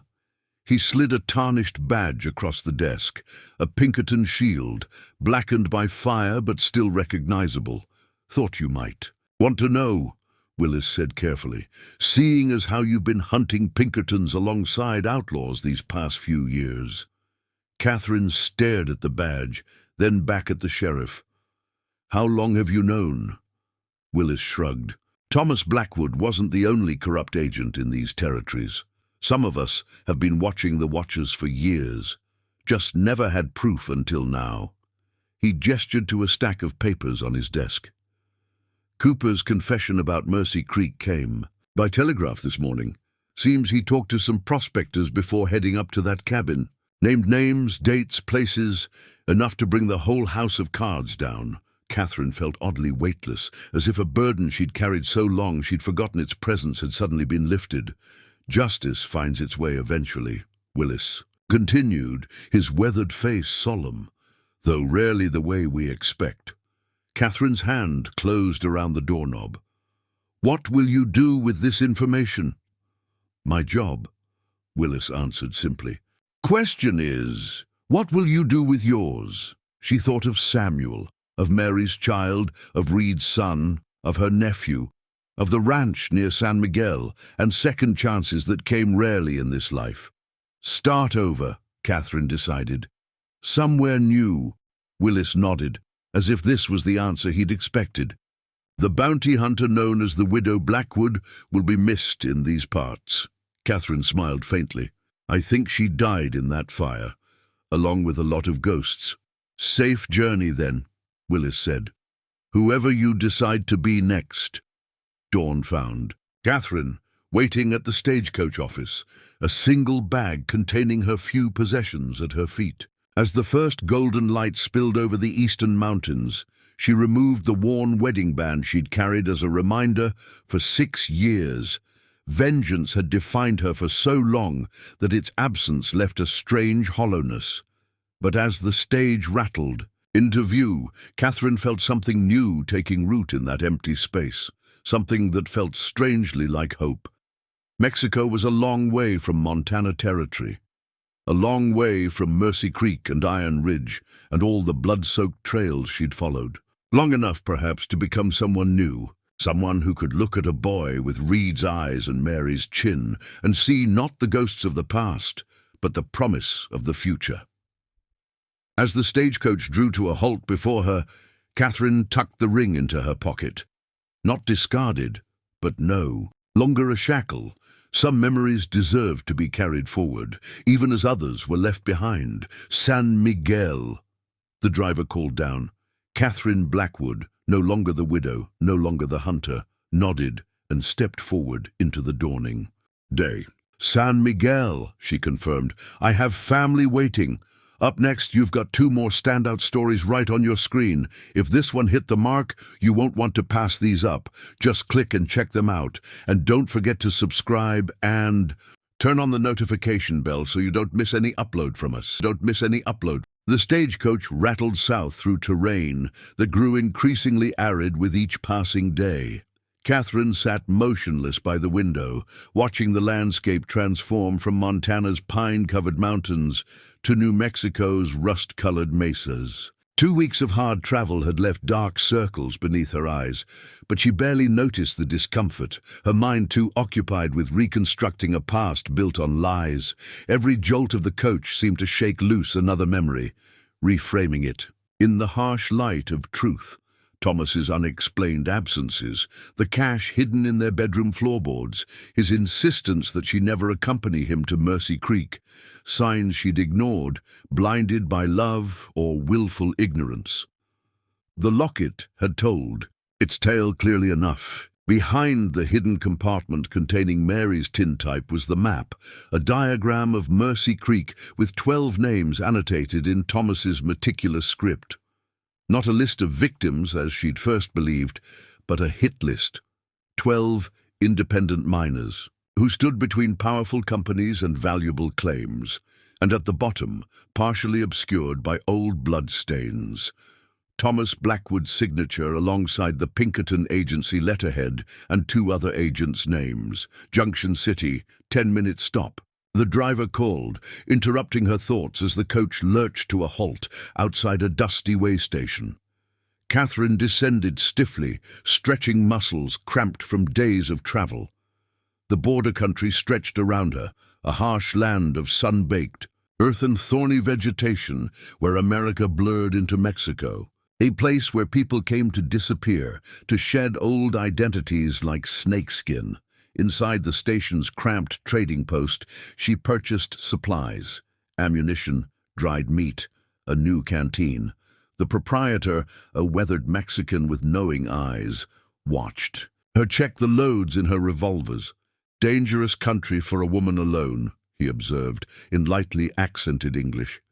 Catherine met his gaze evenly. "Most places are." "True enough." He nodded toward her weapons. "You hunt something, Senora?" The question gave her pause. For 6 years, hunting had defined her existence, tracking outlaws, pursuing vengeance, chasing ghosts. Now, the answer felt different. "Not anymore," she replied, surprised by the certainty in her voice. The man studied her face, seeming to read the weight of her journey there. "Sometimes," he offered quietly, "what we find is better than what we seek, no?"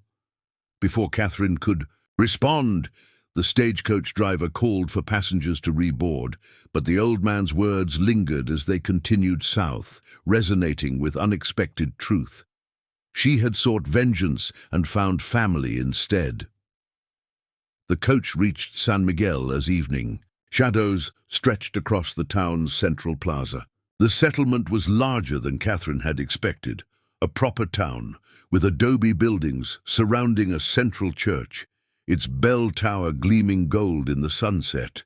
"End of the line," the driver announced, helping her down. "San Miguel welcomes you, Senora." Catherine surveyed the bustling square, uncertainty suddenly gripping her. Harrington's note had mentioned a ranch near San Miguel, but provided no specifics. In her determination to reach the town, she'd given little thought to what would come after. The local cantina seemed the logical starting point. She'd found countless quarry by listening in such establishments where alcohol loosened lips and gossip flowed freely. But this time, she wasn't hunting outlaws. She was searching for a new beginning. The La Rosa Cantina hummed with evening activity, vaqueros drinking after a day's work, merchants concluding business over mezcal, a guitar player in the corner picking out a melancholy tune. Conversations ebbed as Catherine entered, a gringa woman alone, drawing inevitable attention. She approached the bar, speaking in the Spanish she'd learned during years of tracking men across the borderlands. "I'm looking for information about a ranch, American-owned, purchased within the last few years." The barkeeper, a broad-shouldered man with a face carved by harsh years, arched an eyebrow. "Many such places. Americanos buy land cheap these days." Catherine placed a silver dollar on the polished wood. "This one might have a man and boy recently arrived. Name of Harrington." The coin disappeared beneath calloused fingers. "The Cielo Azul." The barkeeper jerked his chin toward the eastern window. 10 miles out, follow the creek past the red cliffs. Gracias." She turned to leave, but paused at his next words. "The man you seek watches the road with worried eyes, Senora, afraid perhaps of who might follow." His gaze traveled pointedly to her revolvers. "You bring trouble to his door?" Catherine considered the question carefully. "No. Peace, if he'll have it."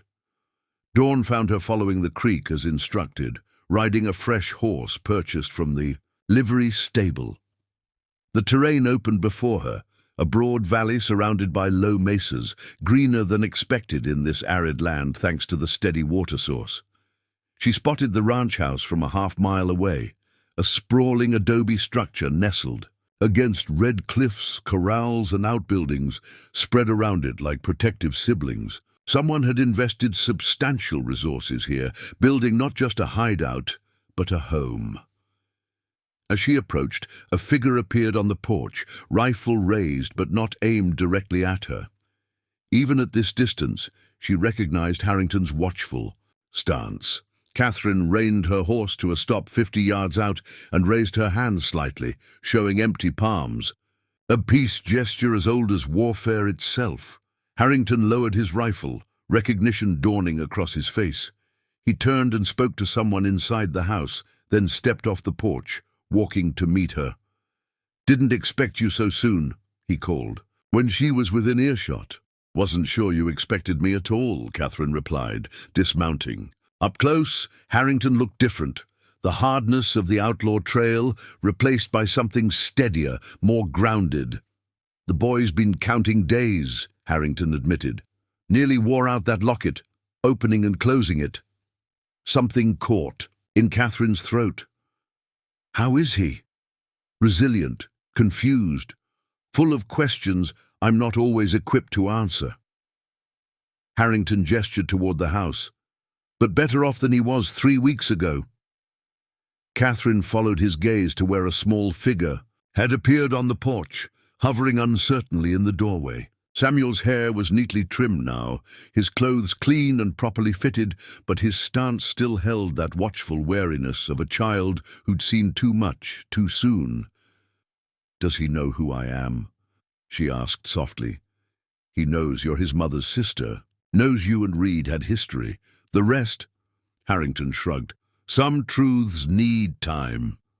Catherine nodded, understanding all too well how certain revelations could shatter worlds. She'd spent weeks rebuilding her own. "You came alone," Harrington observed, scanning the horizon behind her. "Cooper's dead. Fire took him." Catherine met his eyes directly. But not before he talked. Told some prospectors everything before he— "You died. About Thomas, about the Pinkertons, about the mining company's plan for Mercy Creek," Harrington exhaled slowly. "Then it's over." "That part of it," Catherine agreed. Her gaze drifted back to Samuel, who remained frozen on the porch, watching their exchange with wary intensity. "Some things are just beginning. He's been waiting for you," Harrington said quietly. "Wasn't sure you'd come, but hoped." Catherine took a deep breath, gathering courage for what might be her most daunting confrontation yet. Not with an outlaw or gunslinger, but with a child who carried her blood, who represented both her greatest failure and her unexpected redemption.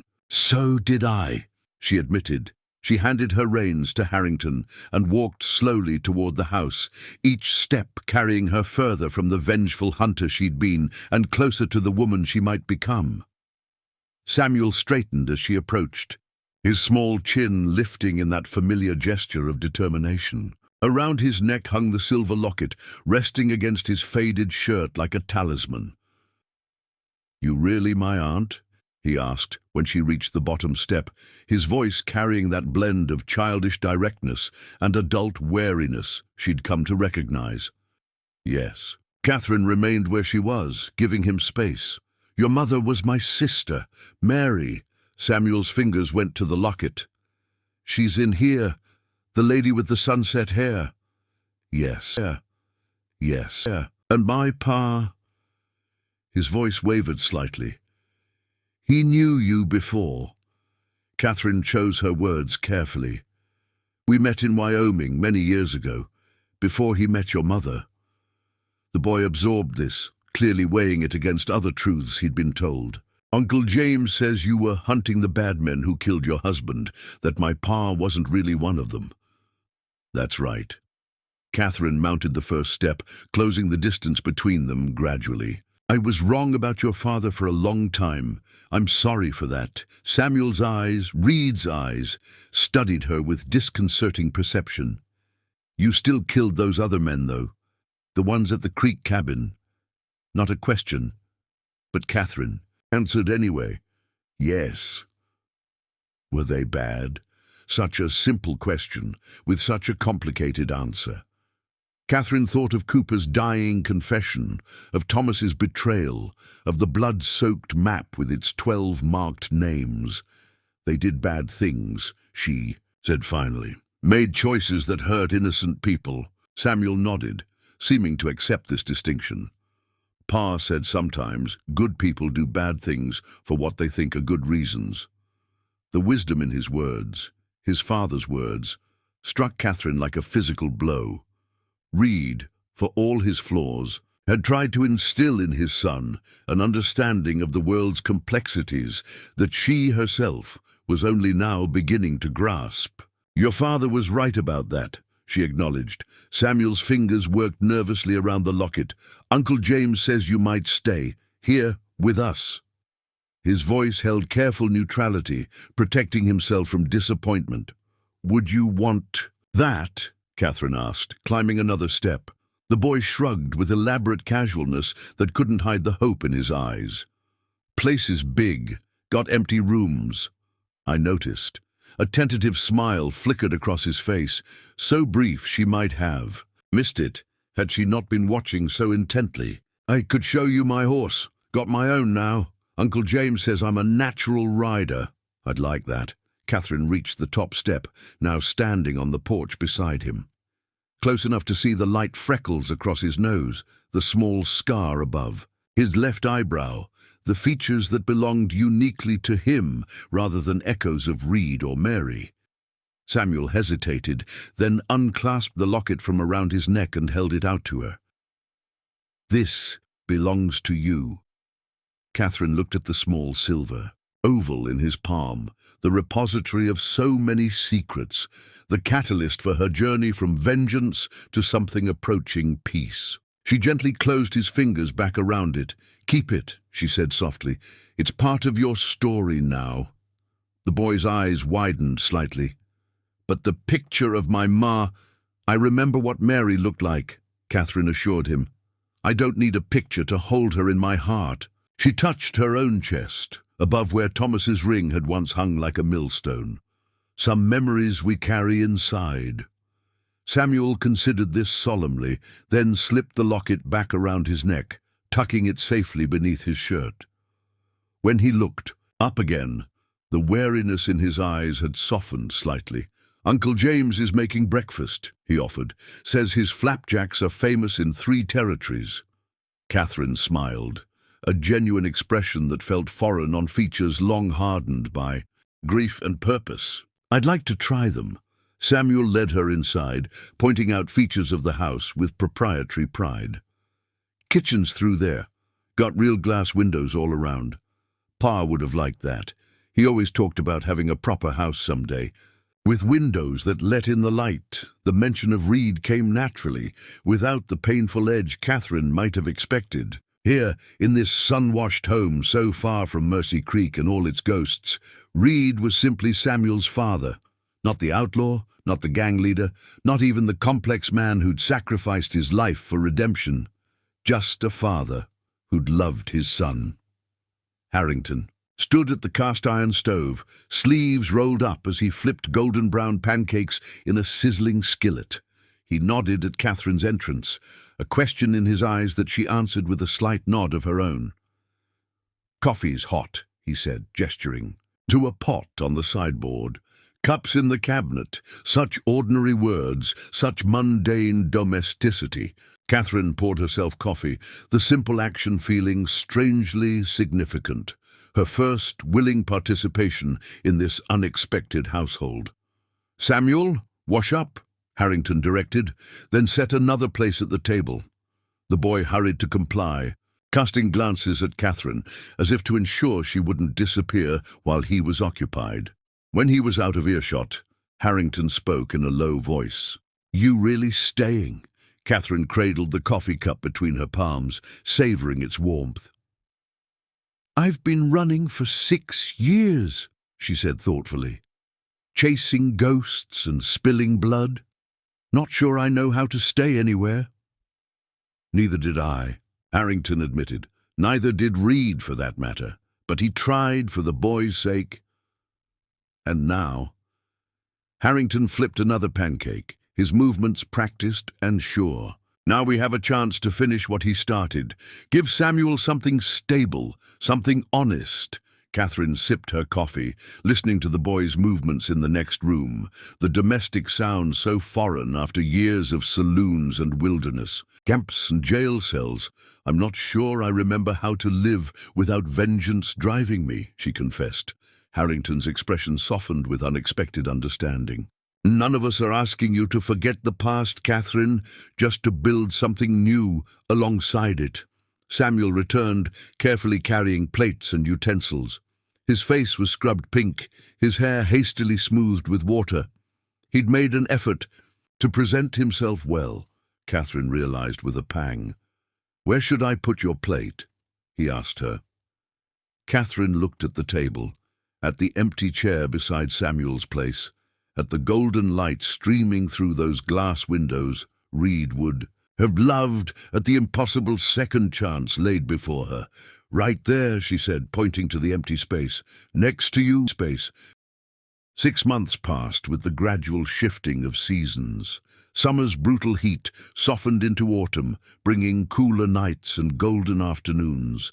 Catherine learned the rhythms of the cielo azul, The pre-dawn hours when cattle needed moving, the midday stillness when even lizards sought shade, the evening ritual of dinner prepared and eaten together like a family.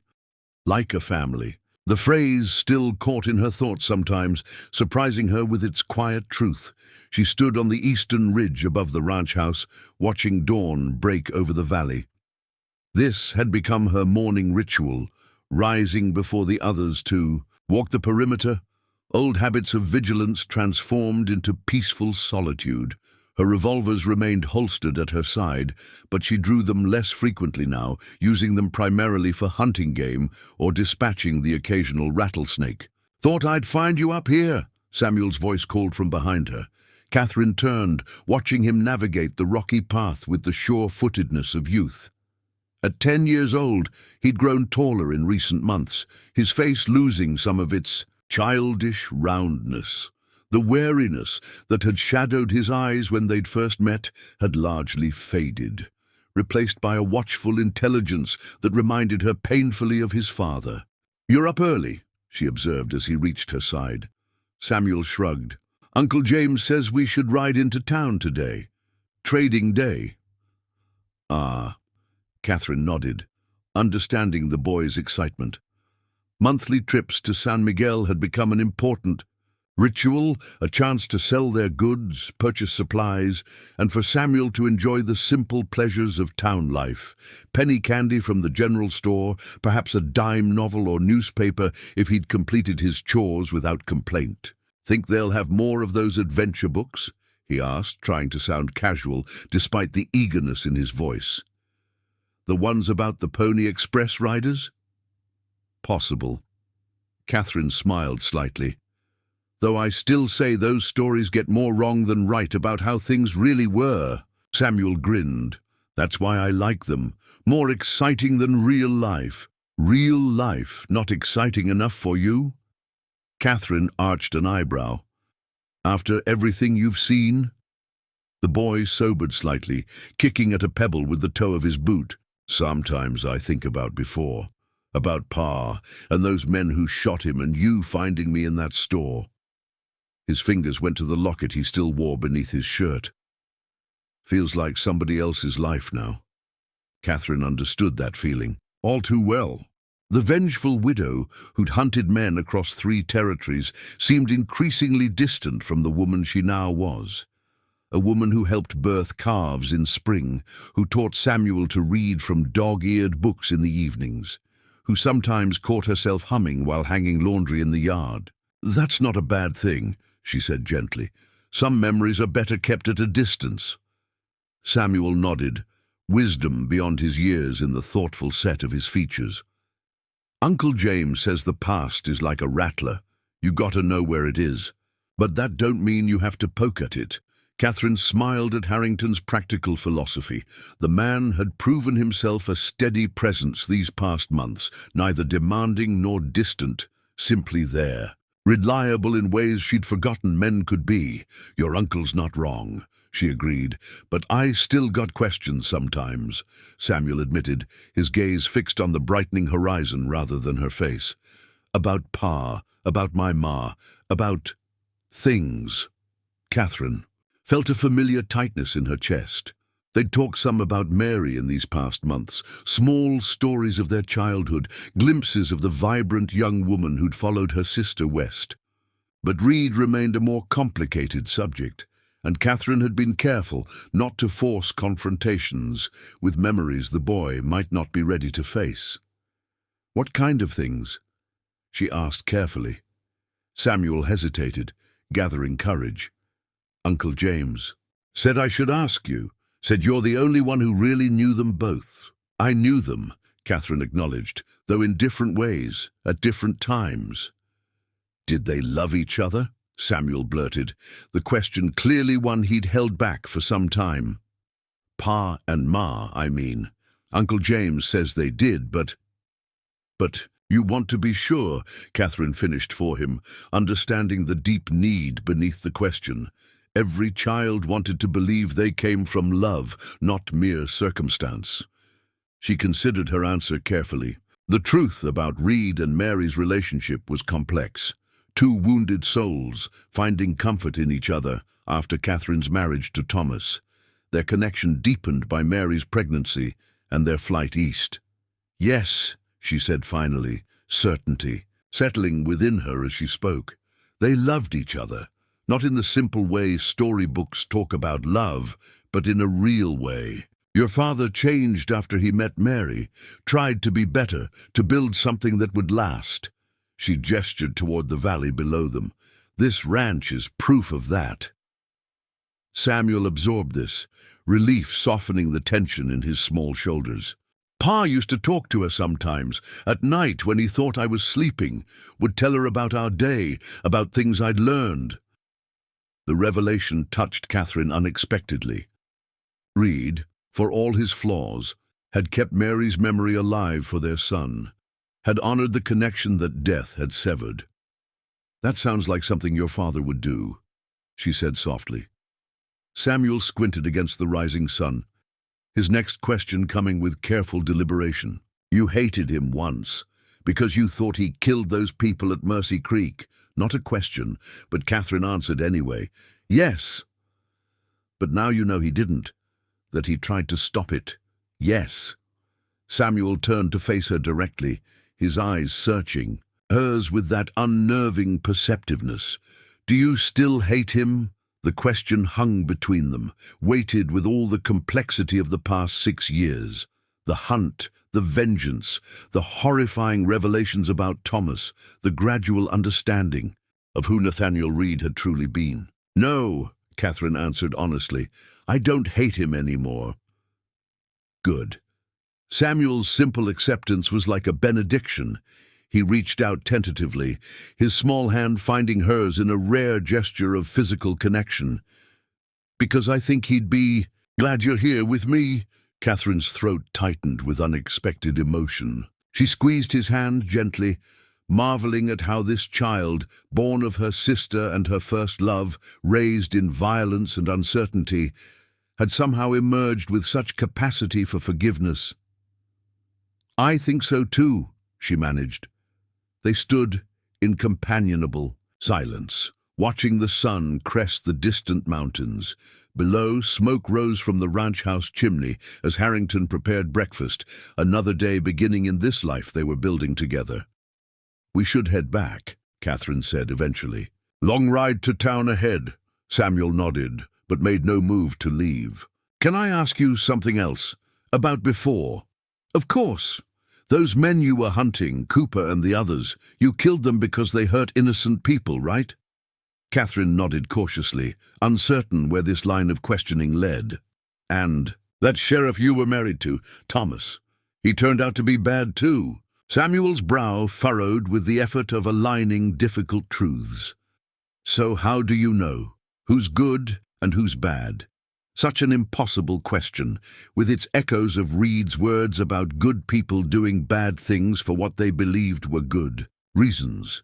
Catherine considered her answer carefully, aware of its importance to this child, struggling to make sense of a morally complex world. "You watch what people do, not what they say," she offered finally. "Your father taught me that. In the end, he made terrible mistakes, did things he couldn't take back. But when it mattered most, he chose to protect innocent lives, even at the cost of his own." Samuel nodded slowly, seeming to find satisfaction in this answer. "And that's why you stopped hunting, because you found out the truth." "Part of the reason," Catherine acknowledged, "but also because I found something worth building instead of destroying." The boy glanced up at her, a smile spreading across his face. "Us, you mean? This place?" "Yes." Samuel tugged at her hand. "Come on. Uncle James is making those corn biscuits for breakfast. Race you down." He released her hand and took off down the path, all serious conversation forgotten in the simple joy of movement. Catherine watched him go, marveling at the resilience of youth, at how quickly children could shift from contemplating life's deepest questions to racing toward the promise of corn biscuits. She followed more sedately, her mind still caught on Samuel's questions, The line between good and bad had seemed so clear to her once, a sharp delineation that justified every bullet fired, every life taken in the name of justice. Now that line had blurred, revealing the complex humanity on either side. The ranch house came into view, solid and welcoming in the morning light. Harrington stood on the porch, watching Samuel race across the yard. He glanced up, catching sight of Catherine on the ridge, and raised a hand in greeting. Catherine returned the gesture, feeling something settle within her, a quiet certainty that had been building these past months. She'd come to the Cielo Azul, uncertain of her purpose, carrying the weight of mistaken vengeance and shattered beliefs. She'd expected at best to forge some tentative connection with Samuel, to perhaps find a measure of peace in knowing her sister's child was safe. She hadn't expected to find home. San Miguel bustled with market day activity. Vendors lined the plaza, selling everything from handcrafted leather goods to chili peppers strung in vibrant red ristras. Catherine moved through the crowd with practiced awareness, one hand on her coin purse, the other ready near her revolver.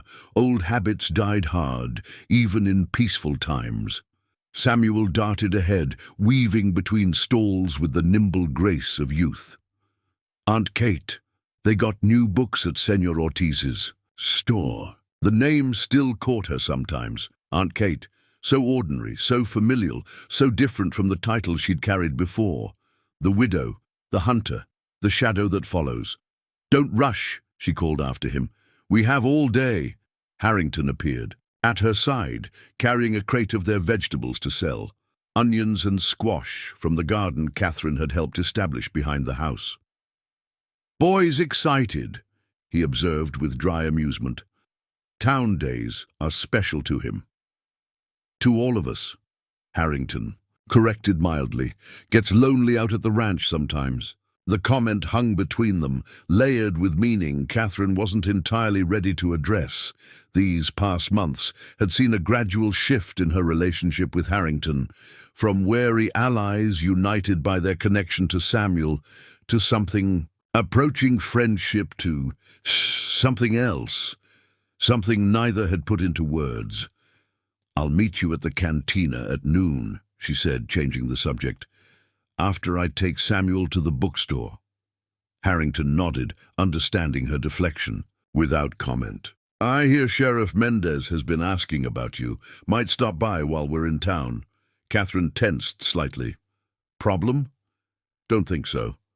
Harrington adjusted his grip on the crate.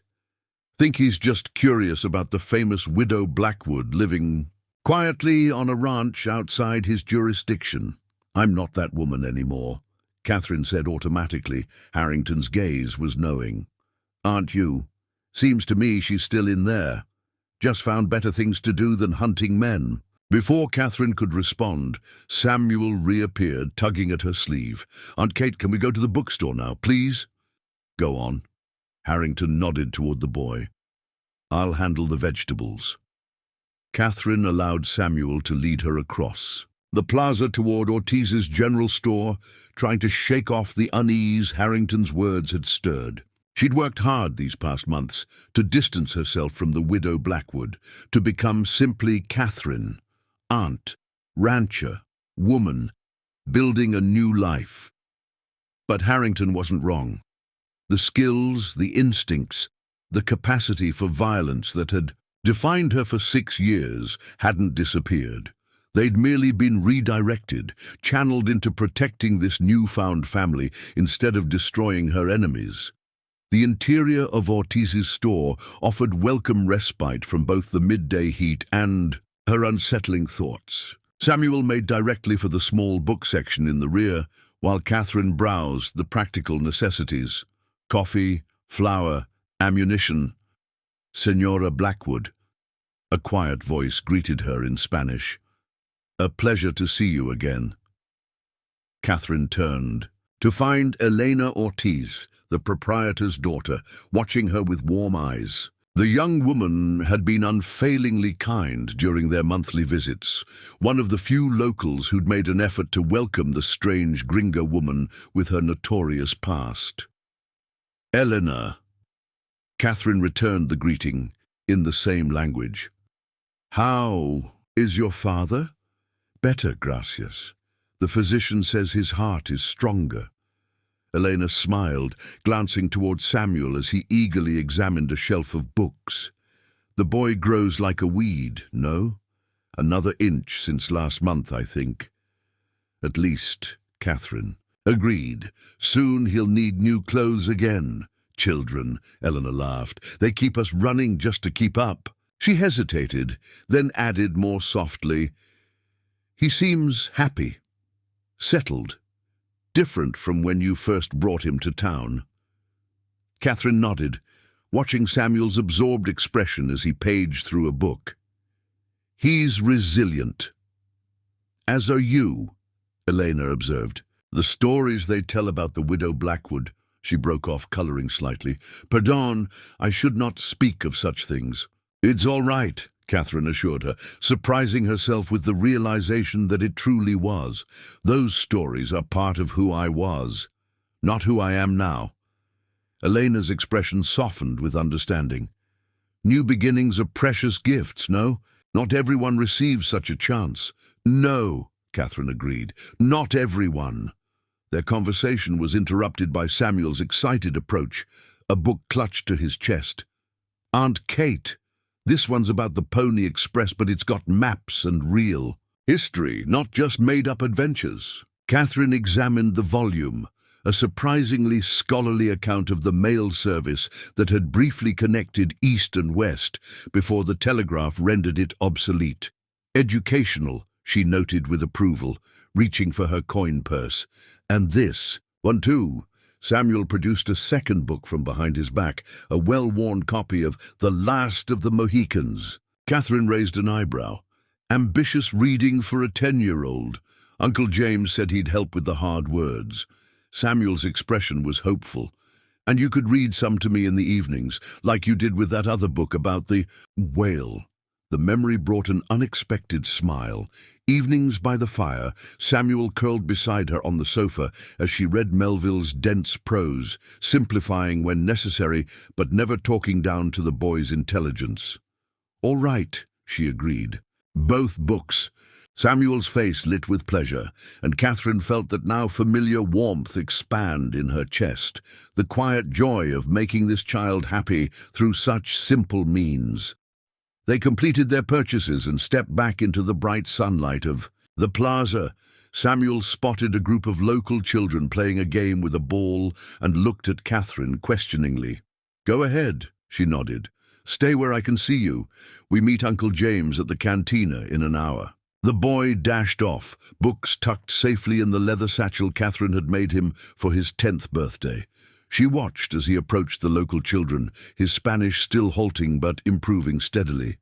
After a brief exchange, they welcomed him into their game, his laughter soon rising above the general din of the marketplace. Catherine Blackwood. She turned at the unfamiliar voice, her hand instinctively dropping to her revolver before she registered the speaker, a tall man with graying temples and a sheriff's badge pinned to his vest. Mendez, she presumed. Sheriff, she acknowledged, and cautiously. Relax, Senora. He smiled slightly. This is not an official visit, merely curiosity, you understand. It's not every day a legend settles in my jurisdiction. Catherine relaxed marginally. Not a legend, just a woman trying to live. Quietly, of course. Mendez nodded, though his eyes, shrewd and assessing, suggested he wasn't entirely convinced. Your arrangement at the Cielo Azul, it is permanent, yes? The question carried layers of meaning. Was she staying? What was her relationship with Harrington? What were her intentions toward the community? Yes, she said simply, surprising herself with the certainty in her voice. It's permanent. Mendez studied her face, seemingly satisfied with what he found there. Good. The boy needs stability. And Harrington, he shrugged expressively. Perhaps He needs someone who understands his past without requiring him to speak of it. The insight was unexpected and perceptive. Catherine reassessed the sheriff, recognizing a more complex man than she'd initially assumed. "The past stays in the past," she said carefully, "as long as it doesn't come looking for us." Mendez's expression turned serious. "About that, a man came through town last week, asking questions about an American woman with a reputation. Didn't give a name, but his description—" Catherine tensed. "What did you tell him?" "Nothing," Mendez answered with quiet dignity. "San Miguel protects its own, Senora, even its newest residents." Relief washed through her, followed by a wave of gratitude toward this man who owed her nothing, yet had chosen to shield her. "Thank you," Mendez inclined his head. "However, you should know, this man, he wore a Pinkerton badge." The name hit like a physical blow. Cooper's dying words returned with brutal clarity. Thomas hadn't been the only corrupt agent. There had been others, men with power and resources who might still be seeking to bury the truth about Mercy Creek. "Did he say what he wanted?" Catherine asked, fighting to keep her voice level. "Only that he sought information about the widow Blackwood." Mendez's eyes were sympathetic but direct. "I thought you should know, in case your past is not as settled as you might wish." Catherine glanced toward Samuel, still playing with the local children, his face alight with uncomplicated joy. She'd brought him here seeking safety, believing the distance from Montana would sever all connections to the violence that had shaped both their lives. But some ghosts refused to stay buried. "This man," Catherine asked, keeping her voice low, "did he leave town?" Sigh. 2 days ago. Mendez's gaze was measured, assessing. "Headed north, toward Santa Fe, but such men, they often circle back." Catherine nodded, understanding the unspoken warning. "I appreciate the information, Sheriff." "We protect our own," Mendez repeated simply. "Your family is welcome here, Senora Blackwood. Whatever shadows follow you." Family. The word resonated with unexpected depth. Catherine watched Samuel, his dark hair catching sunlight as he raced after the ball, his laughter blending with that of the local children. Beyond him, she spotted Harrington at his vegetable stall, glancing up occasionally to track the boy's movements, a silent, watchful guardian. Her family, hard-won, unexpected, and now threatened by the past she'd believed finally laid to rest. "Sheriff, if this man returns, you will be the first to know," Mendez assured her. "Until then, live your life, Senora. The ghosts can wait."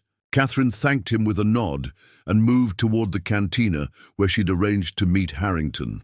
Her mind raced with calculations, weighing options, assessing threats. The hunter's instincts, dormant but never truly gone, stirred within her, the familiar clarity of purpose when danger loomed. Harrington was already seated at a corner table when she entered, nursing a mug of coffee. His expression shifted instantly when he saw her face. "What happened?" he asked without preamble. Catherine slid into the chair across from him, angling herself to keep the door and Samuel's play area within sight. "Pinkerton agent came through town last week, asking about me." Harrington's face hardened. "Cooper's associates?" "Likely." She kept her voice even, despite the tension coiling beneath her breastbone. "Mendez warned me, said the man headed north but might return." "We could move on," Harrington suggested, though his tone lacked conviction. "Mexico proper, further south." The suggestion hung between them briefly before Catherine shook her head. "No, we've built something here. Samuel is settled, has friends. The ranch is becoming profitable." Her hand tightened around the mug a server had placed before her. "I won't be chased away again." Something shifted in Harrington's eyes, approval perhaps, or shared resolve. "Then we prepare, shore up defenses." At the ranch, I know people in Santa Fe who can keep watch. Send word if this Pinkerton starts showing interest again. And I need to speak with Samuel, Catherine added, her gaze drifting to where the boy still played, blissfully unaware of shadow and threat. He's old enough to understand some of what might come. You sure? Harrington's brow furrowed with concern. Boy's had enough darkness in his life, and survived it, Catherine reminded him, because he was prepared, because his father taught him to be vigilant. I won't leave him vulnerable to threats he doesn't understand, Harrington conceded, with a nod. Your call. You're his family. We both are, Catherine corrected quietly. The words emerged without premeditation, a truth she hadn't fully acknowledged until this moment of crisis forced clarity. Harrington met her gaze, something unspoken passing between them, an acknowledgement of the bonds that had formed these past months of the unit they'd become. Yes, he agreed, we are. They finished their meal in companionable silence, each lost in private thoughts. When Samuel eventually tired of play and joined them, his cheeks flushed with exertion and excitement, Catherine found herself studying him with new intensity, memorizing each feature, each expression, aware now of how quickly security could shatter. The ride home was subdued, Catherine and Harrington alert for any sign of strangers on the road. Samuel, sensing the change in mood, rode between them without his usual chatter, his small face serious as he clutched his new books to his chest. Only when they crested the final ridge, the Cielo Azul spread below them in evening light, did Catherine feel some of the tension ease from her shoulders. Home, safe for now. That night, after Samuel had gone to bed, Catherine sat on the porch, her revolvers disassembled on the small table beside her, as she cleaned each part with practiced care. The familiar ritual steadied her hands, ordered her thoughts. Harrington emerged from the house, 2 mugs of coffee in hand. He offered one silently before settling into the chair beside her. Been a while since I've seen you do that, he observed, nodding toward the weapons. Catherine's hands continued their methodical work. Some skills you don't forget. Never thought you had. Harrington sipped his coffee, studying her profile in the lamplight. Wondered sometimes if you missed it. The hunt. Catherine paused, considering the question honestly. Not the killing, she said finally, but the purpose sometimes, the clarity. She reassembled a cylinder with practiced movements, knowing exactly who deserved my bullet and why.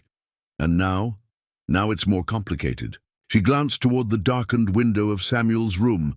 Now I have more to lose, Harrington nodded, understanding in the set of his shoulders. We'll be ready if they come. When they come, Catherine corrected.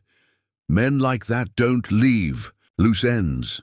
They sat in silence for a moment, the night sounds of the ranch, distant cattle, a coyote's lonely call, surrounding them like a familiar blanket. I thought I was done with violence, Catherine admitted softly. Thought I could just walk away from that life. You did, Harrington countered. This isn't the same. This isn't vengeance or bounty hunting. This is protecting what's yours. What's yours? The phrase resonated within her. This ranch, this man beside her, the boy sleeping inside. Everything she'd never dared hope for during those 6 blood-soaked years of pursuit. Catherine. Harrington's voice had softened, grown tentative in a way she rarely heard from him. Whatever comes, you're not facing it alone this time. The simple declaration eased something within her chest, a tightness she'd carried so long she'd forgotten it wasn't natural. For 6 years, she'd tracked and killed without companions, without support, a solitary hunter with nothing to lose and no one to return to. Now, everything had changed. I know, she acknowledged, reaching out impulsively to touch his hand. A brief point of connection rarely permitted between them. That makes all the difference, Harrington's fingers curled around hers, warm and steady. Neither spoke, the gesture itself more eloquent than words could be. Above them, stars wheeled in, their ancient patterns indifferent to human concerns of danger and protection. Catherine found herself remembering other nights beneath these same stars, alone in wilderness camps, tracking quarry, nursing wounds, both physical and otherwise. Now, with Harrington's hand in hers and Samuel sleeping safely nearby, those memories seemed to belong to another lifetime entirely. Whatever came next, whatever threat the Pinkertons represented, would find a different Catherine Blackwood waiting. Not the isolated widow consumed by misdirected vengeance, but a woman with roots, with purpose beyond killing, with people worth fighting for, rather than ghosts worth avenging. "We should get some rest," Harrington suggested eventually, though. He made no move to release her hand. "Long day tomorrow. Need to reinforce the back approach to the ranch, set up some early warning systems." Catherine nodded, reluctantly withdrawing her hand to finish reassembling her revolvers. "I'll speak with Samuel in the morning. Explain enough so he understands the need for caution, not so much that he's frightened." "You'll find the balance," Harrington assured her, rising. "You've gotten good at that, being both protector and family. The compliment warmed her unexpectedly. Catherine watched him move toward the door, his silhouette familiar and somehow essential against the lamplight from within. "James," she called softly, using his given name for perhaps the first time since they'd settled at the ranch. He paused, turning back. "Thank you," she said simply. "For this, all of it." Harrington's face softened with understanding. "No thanks needed." He hesitated, then added with quiet certainty, "Some debts can only be repaid forward, Catherine. Reed saved my life once. Giving his son a home, giving you a place to belong, seems fitting balance." Before she could respond, he disappeared. Inside, leaving her with the night and her thoughts, Catherine finished assembling her weapons, checking each action with practiced care before holstering them. Tomorrow would bring preparations, precautions, a return to the vigilance that had defined her previous life. But it would be different this time, protective rather than punitive, focused on preserving rather than destroying. Standing on the porch's edge, she surveyed the ranch spread below in moonlight. The corrals, the outbuildings, the garden she'd planted with her own hands, a home built from the ashes of vengeance. A future constructed on the ruins of the past. Whatever came, she would defend it. Whatever threatened, she would face. The widow Blackwood might have died in that mountain fire, but something stronger had emerged from those ashes.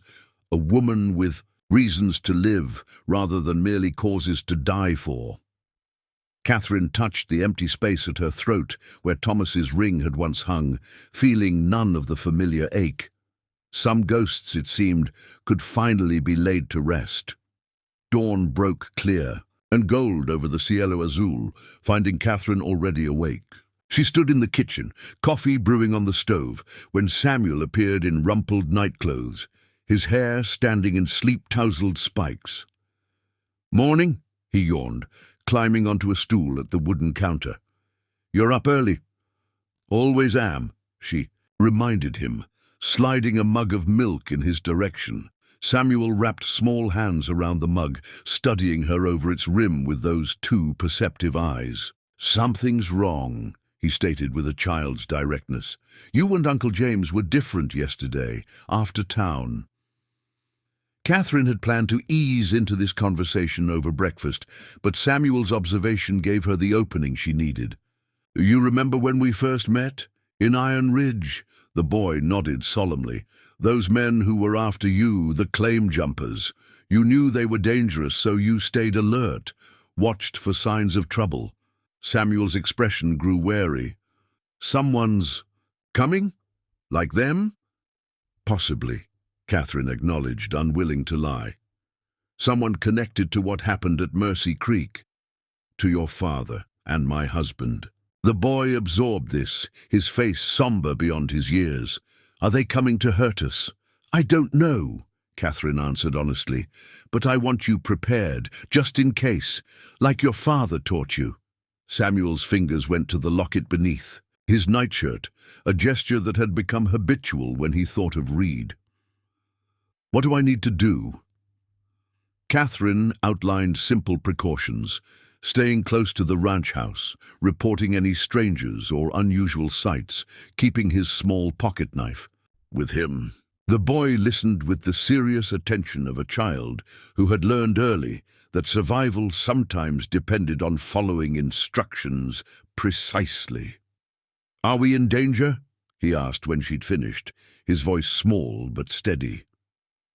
Catherine considered sugarcoating the truth, then discarded the impulse. Samuel deserved better than comforting lies. "I don't know," she admitted, "but if trouble comes, we'll face it together. You, me, and Uncle James." Something in her phrasing caught the boy's attention. His eyes sharpened, studying her face with that uncanny perception. "Together," he repeated. "You're not going to send me away to keep me safe?" The question struck Catherine with its unexpected insight. The old Catherine, the solitary hunter, might indeed have sent the boy away, believing distance was protection. But the woman she'd become understood different truths. "No," she assured him. "We stay together. That's what family does." Samuel's face brightened, relief evident in the loosening of his shoulders. "Like you and my ma when you were little?" "Like that," Catherine agreed, surprised by the ease with which these memories now surfaced. Mary's laughing face, their shared childhood, adventures, the bond that distance and time had strained but never broken. "Your mother and I looked out for each other, always. And now you look out for me," Samuel concluded, simple certainty in his voice. "Yes." Catherine reached across the counter to smooth his tousled hair, a gesture that had become natural in these months together. "Now I look out for you." Harrington appeared in the doorway, already dressed for the day's work. His eyes took in the tableau, Catherine and Samuel at the counter, the boy's serious expression, the protective stance of the woman beside him. "Everything all right?" he asked quietly. Catherine met his gaze over Samuel's head. "Yes," she answered, surprised by the truth in that simple word. Despite threat and uncertainty, despite the shadows gathering at their borders, in this moment, with this child and this man, everything was indeed all right. "Good," Harrington nodded. "Because we've got calves to brand, fences to mend, and a ranch to run. Trouble can wait its turn." His practical approach drew a smile from Samuel, breaking the serious mood. "Can I help with the branding? You said I could when I was old enough." "Reckon 10 is old enough," Harrington agreed. "If you're on to proves."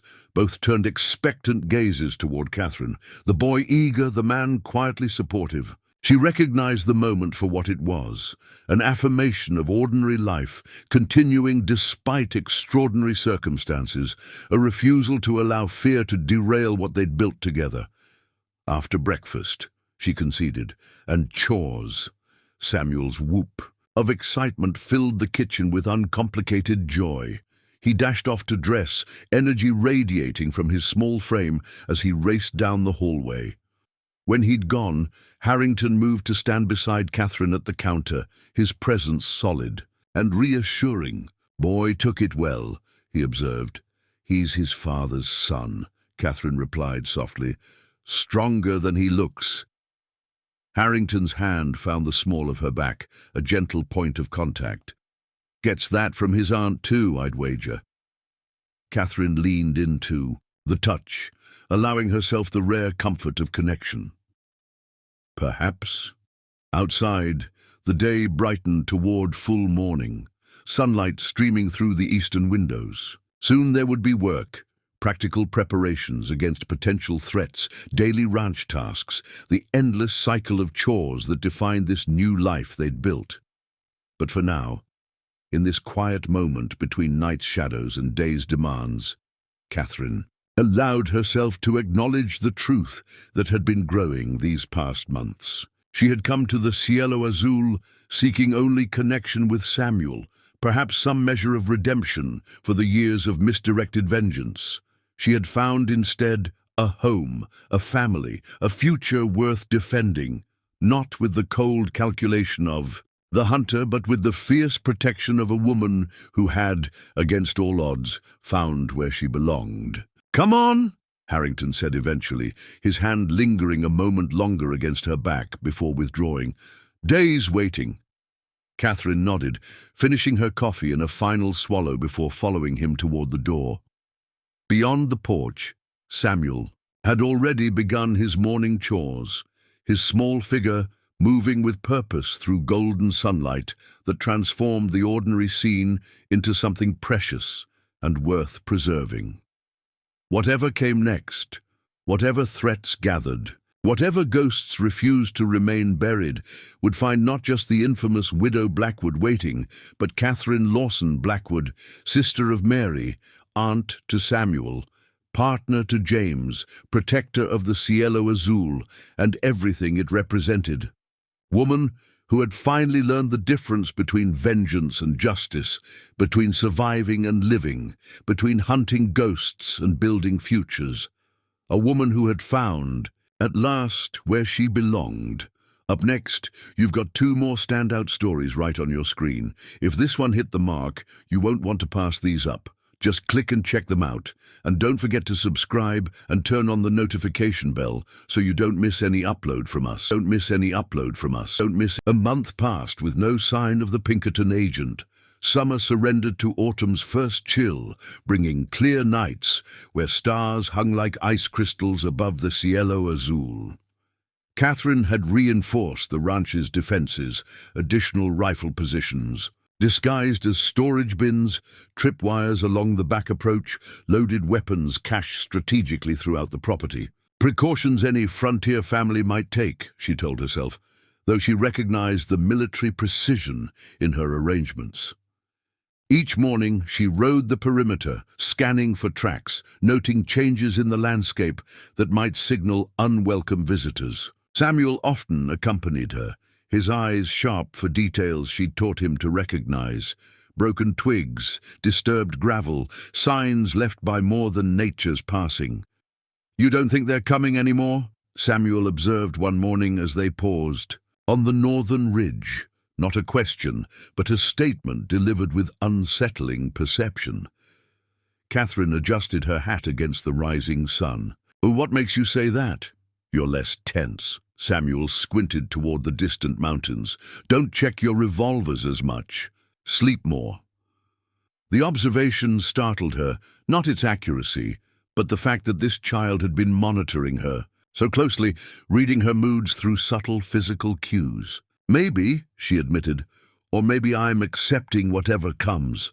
Samuel nodded as if this made perfect sense. "Pa used to say worrying is like paying a debt you don't owe yet." Catherine smiled slightly. "Sounds like something he would say." "Uncle, James thinks they won't come," Samuel continued, bending to examine a track in the dust. "Says the Pinkertons have bigger concerns than old ghost stories." "Does he now?"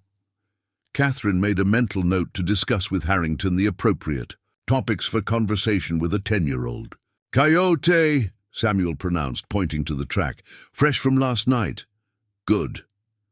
Catherine nodded, both at his correct identification and the change of subject. "What else can you tell me?" "Female, moving fast." The boy traced the air above. "The print.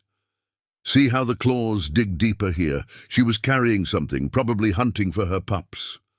Pride warmed Catherine's chest. Samuel had proven an apt student in the skills she'd taught. Tracking, observation, the patient reading of landscape that had once served her hunt for vengeance and now protected their home. They finished their patrol and returned to the ranch house, where Harrington was loading supplies into the wagon. The monthly trip to San Miguel loomed tomorrow, necessary for provisions, but leaving the ranch vulnerable in their absence. "Everything quiet?" he asked, noting their relaxed posture. "All clear," Catherine confirmed, dismounting. Samuel spotted coyote sign on the north ridge. Nothing human. Harrington nodded, his eyes traveling beyond her to the road winding down from the northern hills. Marshal Mendez is coming. Catherine turned, hand instinctively dropping to her revolver before. She recognized the rider approaching at an unhurried pace. The sheriff's visits were infrequent but not unprecedented, usually social calls disguised as official business, his way of checking on the ranch without seeming overprotective. But something in his posture today, spine rigid, shoulders squared, triggered Catherine's well-honed instincts. "Samuel, go inside. Start your reading lessons." The boy hesitated, clearly sensing tension. But tension. Now. Harrington backed her up, his tone brooking no argument. Samuel retreated reluctantly, casting worried glances over his shoulder until the door closed behind him. Mendez reined his horse to a stop before them, dust settling around his mount's legs in the still morning air. He removed his hat, revealing a sheen of sweat despite the cool temperature. "Senora Blackwood, Senor Harrington." His formal greeting confirmed Catherine's suspicion. This was no social call. "Marshal," Catherine acknowledged. "Bad news travels. At a gallop, they say." A ghost of a smile touched Mendez's weathered face.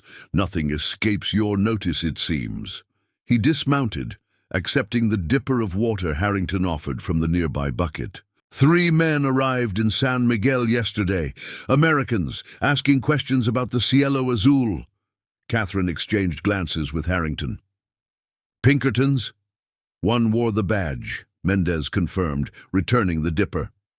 "The others, hard men with gun calluses and cold eyes. They took rooms at the hotel, said they were considering land purchases in the area." "Did they ask for me, specifically?"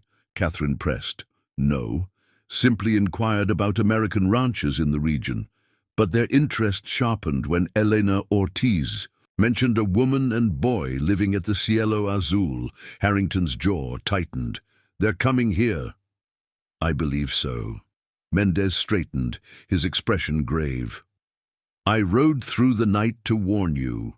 These men, they have the look of executioners." "Not lawmen," Catherine nodded, unsurprised. "The corrupt Pinkertons, who'd orchestrated the Mercy Creek massacre, wouldn't send ordinary agents to silence potential witnesses.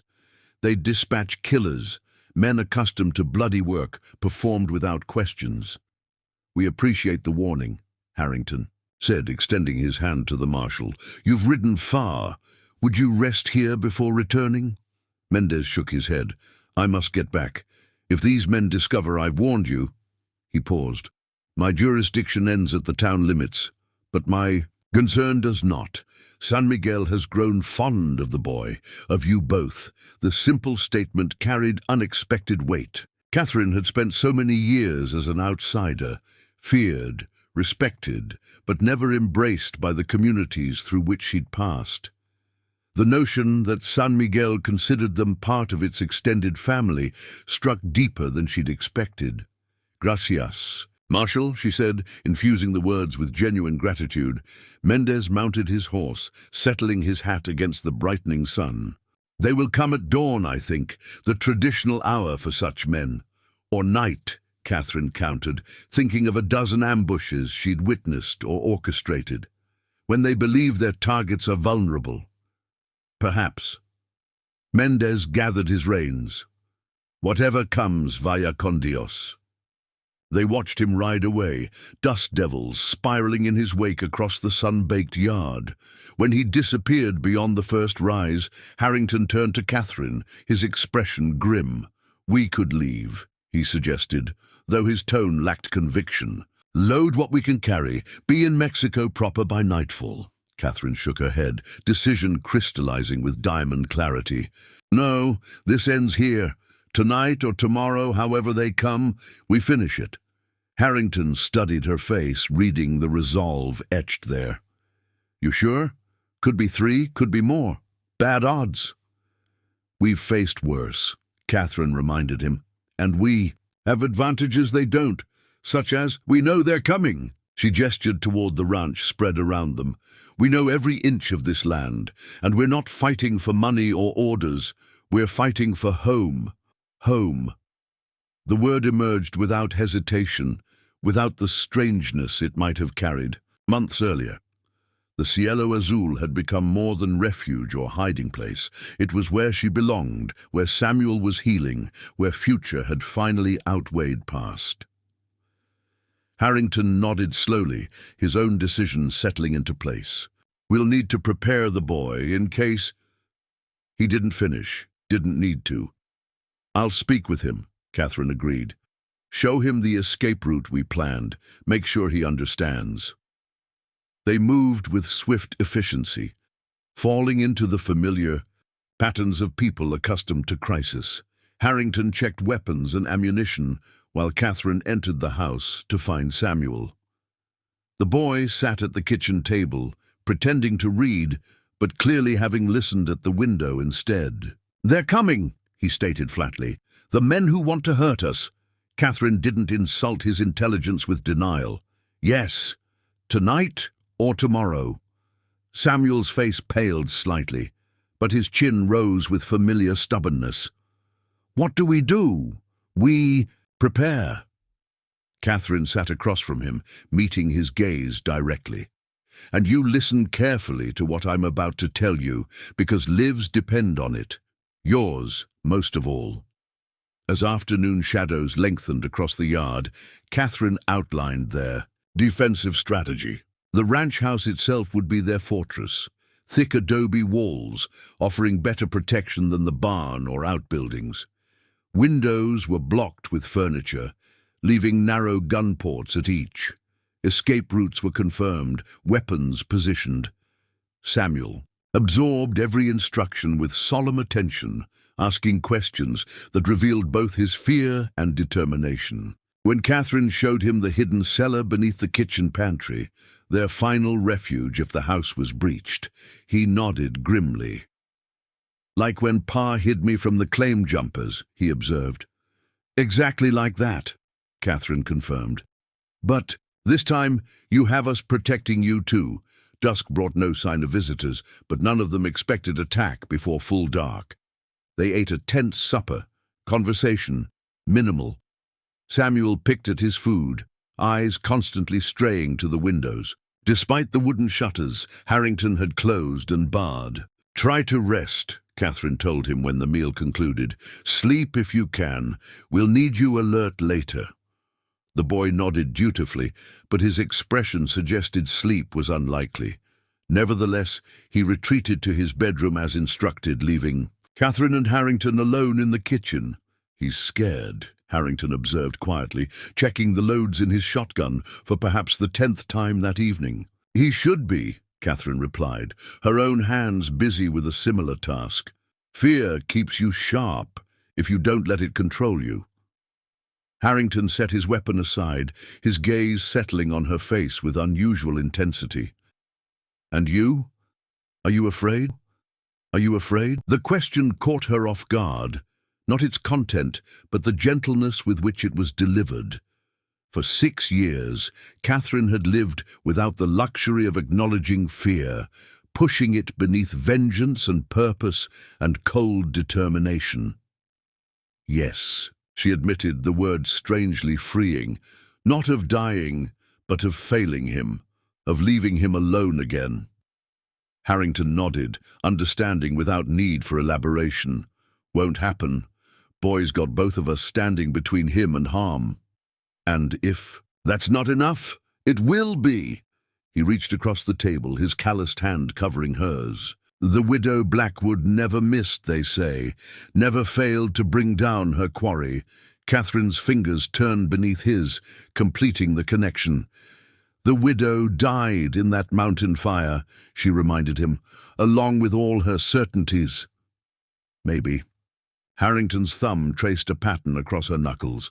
Or maybe she just found something worth living for, instead of only things worth killing for. The observation struck with unexpected force, illuminating truths Catherine had sensed, but not articulated. She had indeed transformed, but not by abandoning her former self, rather by redirecting the same fierce determination toward protection instead of retribution. "James," she said quietly, using his given name with deliberate intent. "If something happens to me, don't." He cut her off, fingers tightening around hers. "We both walk away from this, or neither does. That's the only acceptable outcome." Before Catherine could respond, a floorboard creaked in the hallway. They turned to find Samuel standing in the doorway, his small frame silhouetted against the dim lamplight. "Couldn't sleep," he explained unnecessarily. Catherine motioned him over, making room between them at the table. The boy slid onto the bench, his shoulder pressing against her side, with a trust that still sometimes startled her. "Uncle James says you never missed," Samuel said, looking up at her with curious intensity. "When you were hunting bad men." Catherine hesitated, uncertain how much of her past she wished to confirm for this child who already knew too much of violence. "I was very determined," she said finally. "Because they killed your husband?" Samuel pressed. "The sheriff from the story?" "Yes." Catherine met Harrington's eyes briefly over the boy's head, seeing permission there to continue this conversation, despite its difficult terrain. "But I was wrong about some things, about who was truly responsible." Samuel nodded, fingers tracing. "Patterns on the wooden tabletop, like you were wrong about my pa." "Yes, but these men coming now, they really are bad?" The question held a child's need for moral clarity, for reassurance that the coming violence served justice rather than vengeance. Catherine chose her words with care. "They've done terrible things, killed innocent people to protect secrets and money, and they'll hurt us if they can, because we know the truth about them." Samuel absorbed this, his face solemn in the lamplight. "Then I'm not sorry you're good at stopping bad men."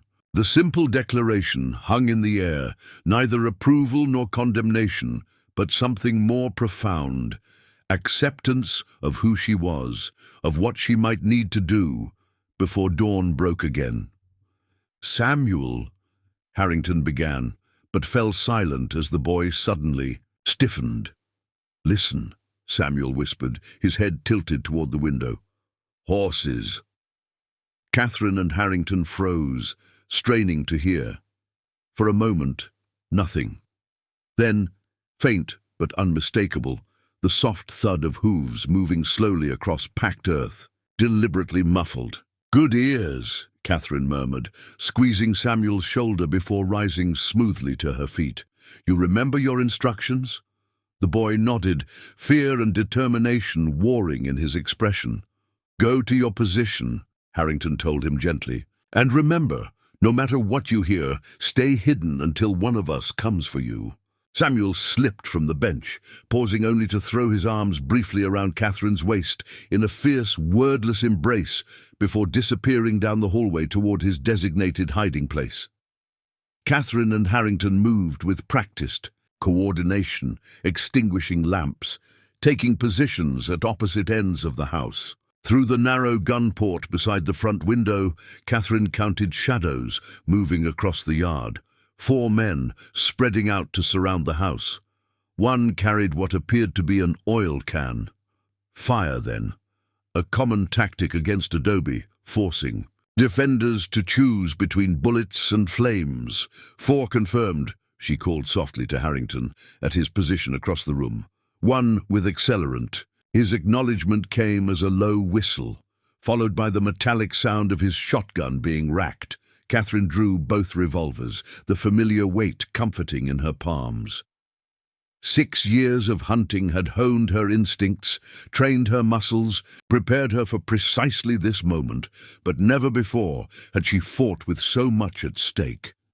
The night deepened around the cielo azul as shadows converged on the darkened house. Within its walls, 3 people waited. A boy who had already lost one family, a man seeking redemption for past failures, and a woman who had traveled the long road from vengeance to protection. Whatever dawn might bring, the reckoning had arrived. Moonlight spilled across the yard, transforming the approaching figures into silver-edged silhouettes. Catherine tracked the man with the oil can, marking his position as he crept toward the north wall of the house. The others spread wider, rifles glinting as they established a perimeter around the ranch house. The leader, stockier than the others, with a distinctive Pinkerton badge visible on his vest, gestured toward the front door. His voice carried faintly through the stillness. "Spread out, Whitaker, get that oil ready. When I give the signal, light the south wall first. Drive them north toward Jefferson and Mullins." Classic pincer strategy. Force the defenders to flee. The flames directly into waiting guns. Catherine had used similar tactics herself during her hunting years. "James," she called softly, "they're planning to burn us out. South wall first." Harrington's response came from the kitchen. "Got water. Barrels ready. Can handle a small fire if we catch it early." Catherine calculated angles, distances, options. 4 attackers outside, possibly more in reserve. Both she and Harrington were excellent shots, but once the burning started, defense would become exponentially more difficult. Strike first, then. Strike hard. The decision crystallized in her mind with familiar clarity.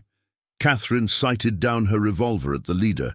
Eliminate command, create confusion, reduce the immediate threat. But before she could squeeze the trigger, a soft thump from Samuel's hiding place jolted her concentration. Nothing serious, likely the boy shifting position, but enough to remind her of what was truly at stake here. This wasn't a hunt. This wasn't vengeance. Every bullet she fired would shape Samuel's future as surely as it impacted its target. "We need them separated," Catherine revised her strategy, speaking just loudly enough for Harrington to hear. "Let them think their plan is working."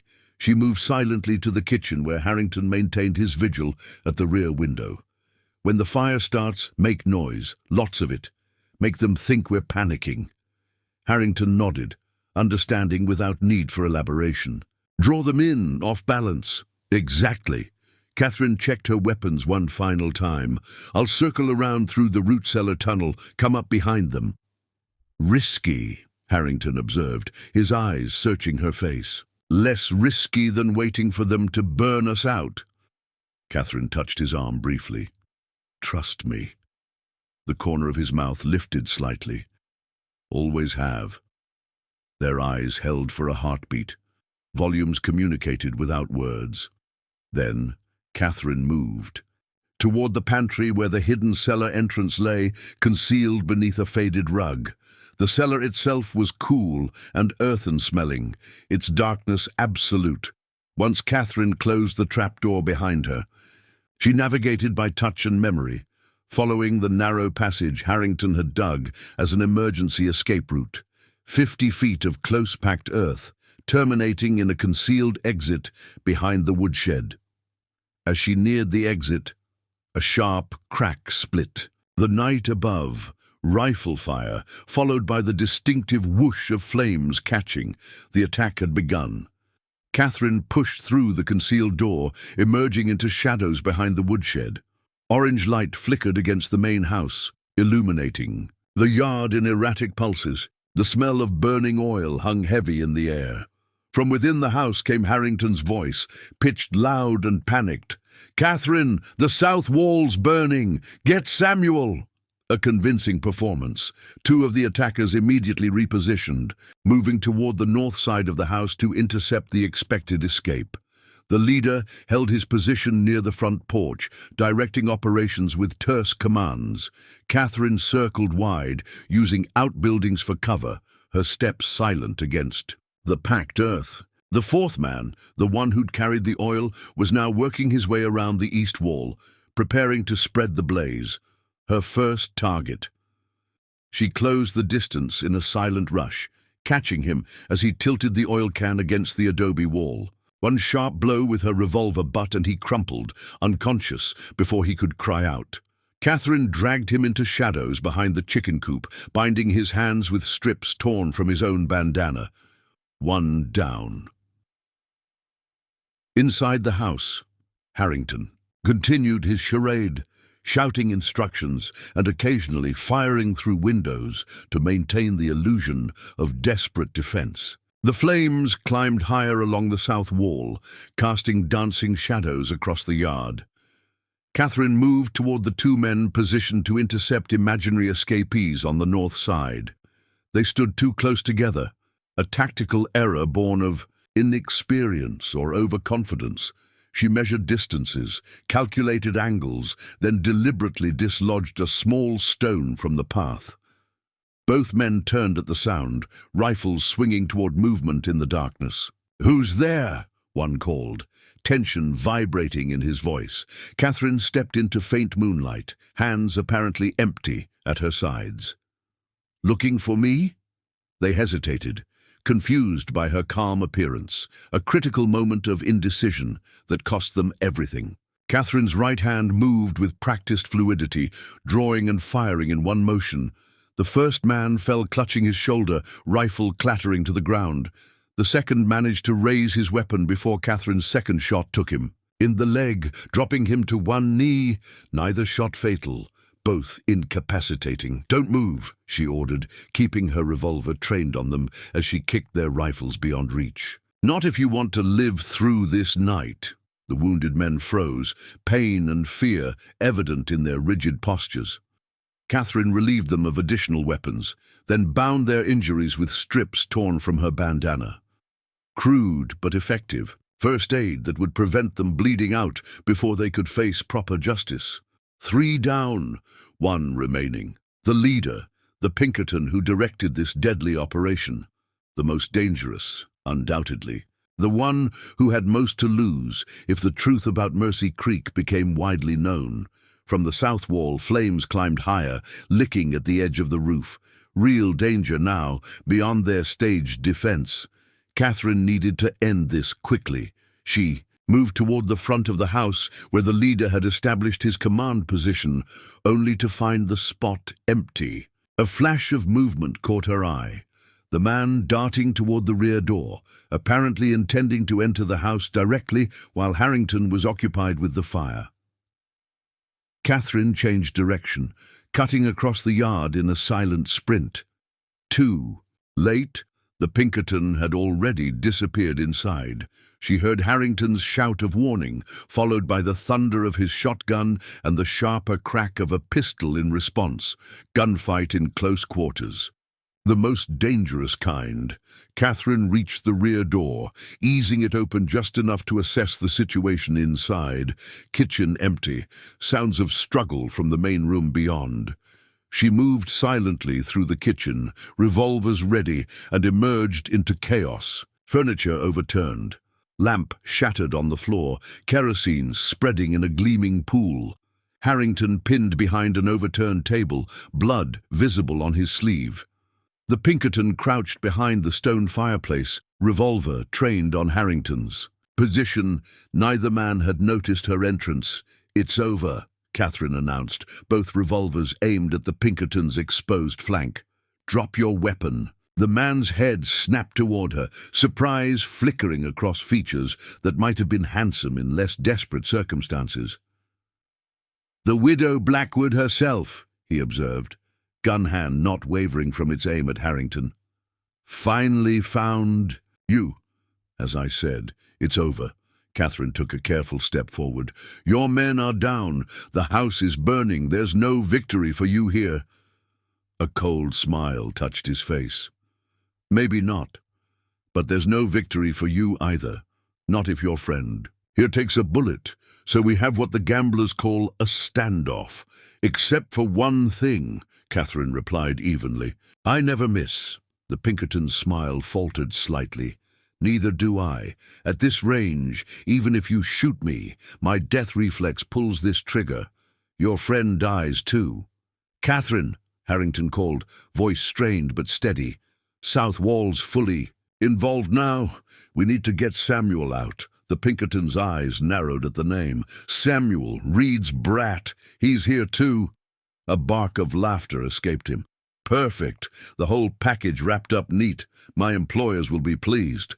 Your employers are cowards, Catherine replied, ice coating each word, hiding behind badges and hired guns, silencing witnesses to cover their crimes. Business, the Pinkerton corrected. Just business. The mining companies needed Mercy Creek.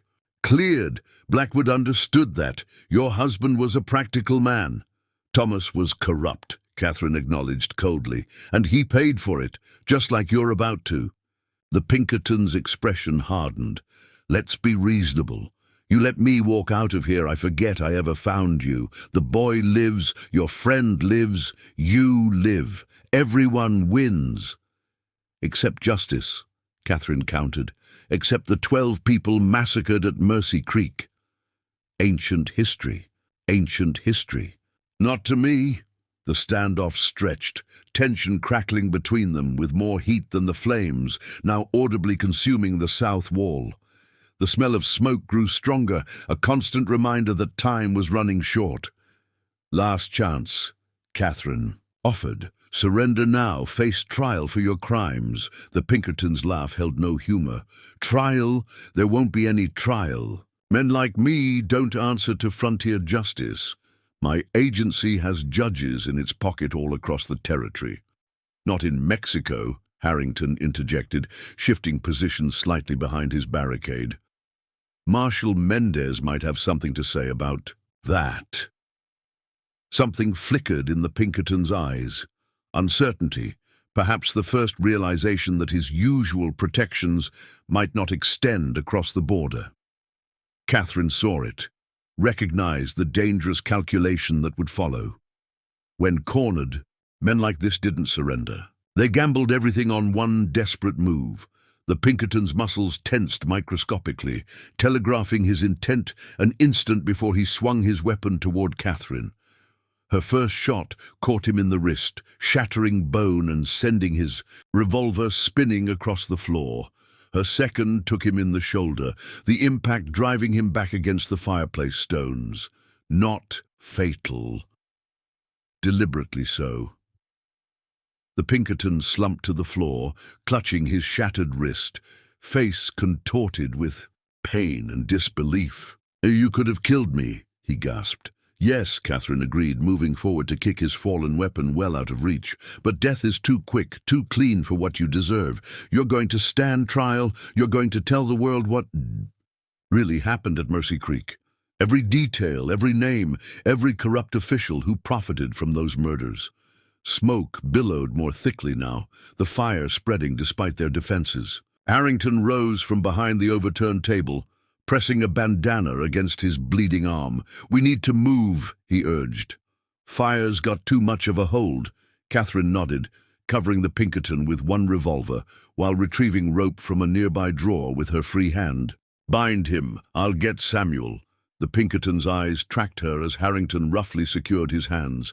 "You've changed, widow," he observed, voice strained with pain. "The stories say you never left witnesses. Never hesitated to kill." Catherine paused at the hallway entrance. "The stories were wrong. I killed when necessary, not for pleasure, and today, keeping you alive serves justice better than putting a bullet through your black heart." She left him in Harrington's capable hands and hurried to Samuel's hiding place, a concealed space beneath the floorboards in the root cellar, accessible via a trap door in his bedroom closet. The smoke was thicker here, stinging her eyes as she moved aside the rug and lifted the wooden panel. "Samuel, it's safe now." The boy's face appeared in the opening, soot-smudged but mercifully unharmed. "The bad men? Did you stop them?" "Yes." Catherine helped him climb out, brushing dirt from his clothes with shaking hands. The adrenaline that had carried her through the fight was ebbing, leaving behind profound relief that this child, her child now in every way that mattered, was safe. "But the house is burning. We need to leave." Samuel's eyes widened as he registered the smoke filling the room. "All our things can be replaced," Catherine finished firmly. "You can't. Come on." They hurried toward the main room where Harrington waited with their captive. The Pinkerton sat slumped against the wall, face grey with pain, but eyes alert, calculating. Those eyes fixed on Samuel with disturbing intensity as they entered. "Reed's boy," he murmured, spitting image of his father. Samuel froze, staring at the wounded man with a mixture of fear and fascination. "You knew my pa?" "Knew of him," the Pinkerton corrected. "Man who betrayed his own gang, got soft, got dead." Catherine gripped Samuel's shoulder. "Don't listen to him. We need to go." But the Pinkerton wasn't finished. "Your father was weak, boy. Had the chance to be rich, threw it away for some misguided conscience. That's what gets men killed in this world. Foolish attachments, foolish principles." Samuel's small chin lifted, a gesture so reminiscent of Reed that Catherine's heart clenched. "My pa died protecting me," he said with quiet dignity. "That's not weakness." The simple declaration hung in the smoke-filled air, powerful in its unassailable truth. The Pinkerton had no response, his calculating expression faltering beneath. The clear-eyed judgment of a child. "Outside," Harrington ordered, hauling the Pinkerton to his feet. Now they emerged into night air, blessedly free of smoke, the ranch yard illuminated by the burning house. The south wall was fully engulfed now, flames licking at the roof beams. Catherine felt a momentary pang at the sight. All their work, their tentative beginnings of home, devoured by fire. Then Samuel's hand slipped into hers, small fingers gripping with surprising strength, and perspective snapped back into place. The house could be rebuilt. What mattered had been preserved. Harrington marched the Pinkerton toward the barn, where they'd secured the other captives. "Marshal Mendez will be back by dawn," he informed the man. "Along with half the men from San Miguel, I'd wager. Enough witnesses to ensure you reach a proper court." The Pinkerton spat on the ground. "You think this ends with me? The agency has resources beyond your comprehension. They'll send others."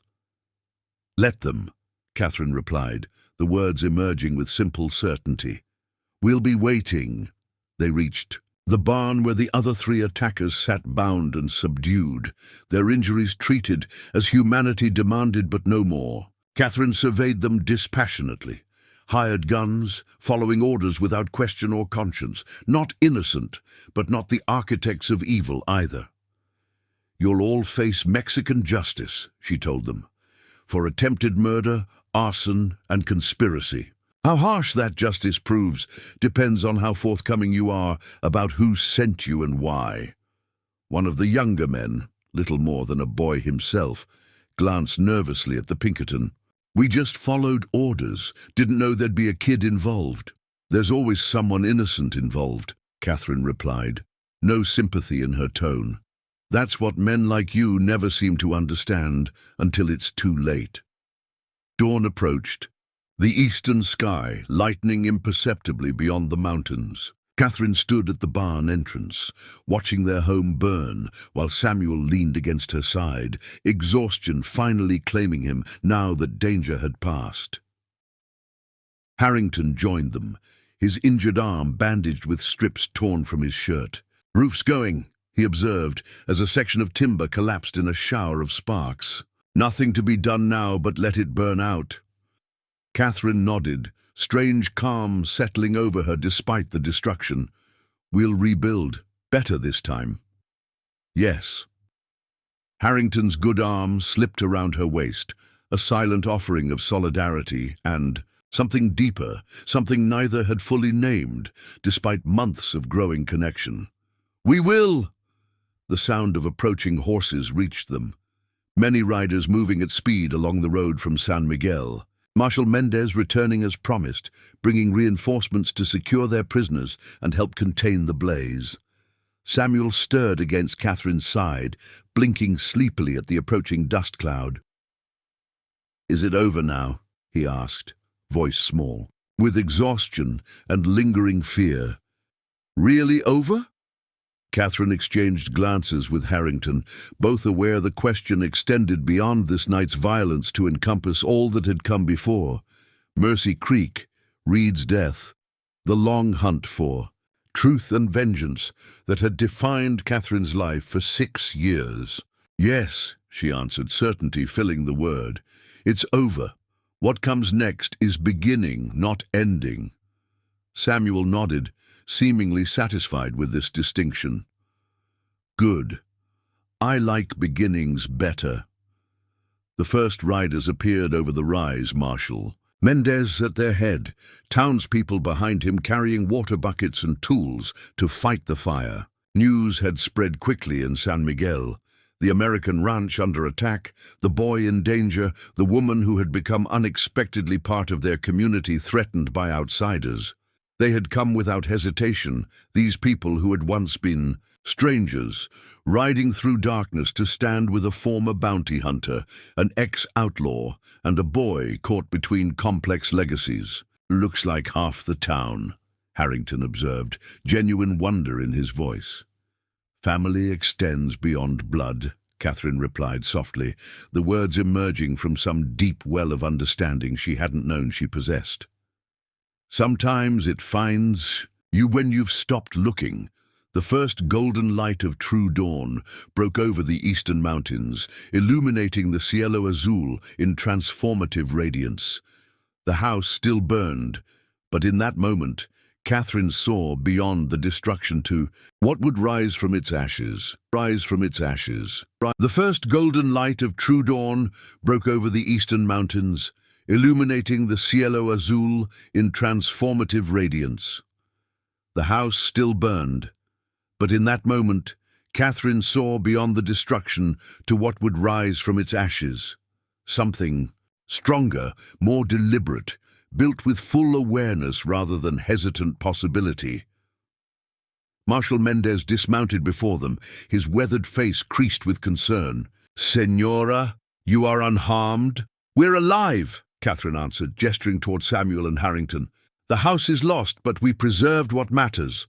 Mendez nodded, understanding the deeper meaning beneath her simple statement. His gaze shifted to the barn where their captives waited. The men who did this, secured inside. 1 Pinkerton, 3 hired guns. Catherine's voice hardened. "The Pinkerton says there may be others sent after him." "Let them come," Mendez declared, with unexpected fierceness. "San Miguel protects its own. These men will face justice in my court first, before any American authority can claim them." Catherine felt something loosen in her chest, the ever-present vigilance that had defined her existence for so long. Not gone entirely, perhaps never would be, but transformed into something less consuming. The townspeople spread across the ranch yard, organizing into teams, some fighting the remaining fire, others salvaging what could be saved from the house's perimeter.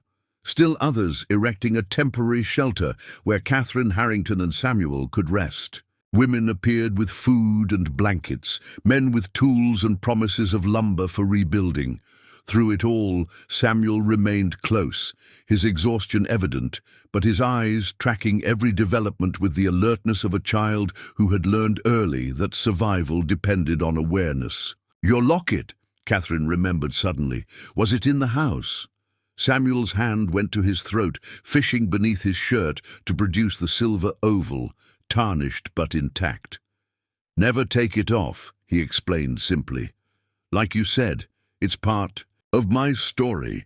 Elena Ortiz approached, carrying a basket of food and clean clothing. "For the boy," she explained, smiling gently at Samuel. "My brother's things from last year, but they should fit well enough." "You've done too much already," Catherine began. But Elena waved away her protest. "Nonsense. When Pablo and Miguel heard the American ranch was under attack, they were the first to saddle up. 'The boy who plays baseball with us,' they said. 'We must help him.'" Something warm and unfamiliar expanded in Catherine's chest, the realization that Samuel had not just existed here these past months, but had thrived, had formed connections, had become part of this community in ways neither she nor Harrington had fully recognized. "Gracias," she said simply, the word insufficient for the emotion behind it. Elena patted her arm with familiar ease. "Come to our house tonight. All of you. Stay until you rebuild. The offer landed like a gift Catherine had never expected to receive, not just shelter, but belonging. Integration into the tapestry of this community that had once seemed so foreign. We accept, Harrington answered, when Catherine found herself momentarily speechless. With gratitude. As Elena moved away, Marshal Mendez approached with several deputies. We will transport the prisoners to town, he explained. I have sent riders to Santa Fe requesting territorial judges. These men will face proper justice, I promise you. Catherine nodded, watching as the captives were led from the barn. The Pinkerton walked stiffly between two deputies, his injured arm bound against his chest. His eyes, cold and calculating even in defeat, found Catherine's across the yard. This isn't over, widow, he called. Some secrets don't stay buried. That's what I'm counting on, Catherine replied evenly. Every word you speak in court drives another nail into your employer's coffins. The Pinkerton's face darkened as deputies urged him forward toward waiting horses. Catherine watched until they disappeared over the ridge, the last visible link to Mercy Creek, and all that had followed fading from sight. He's right, you know, Harrington said quietly, coming to stand beside her.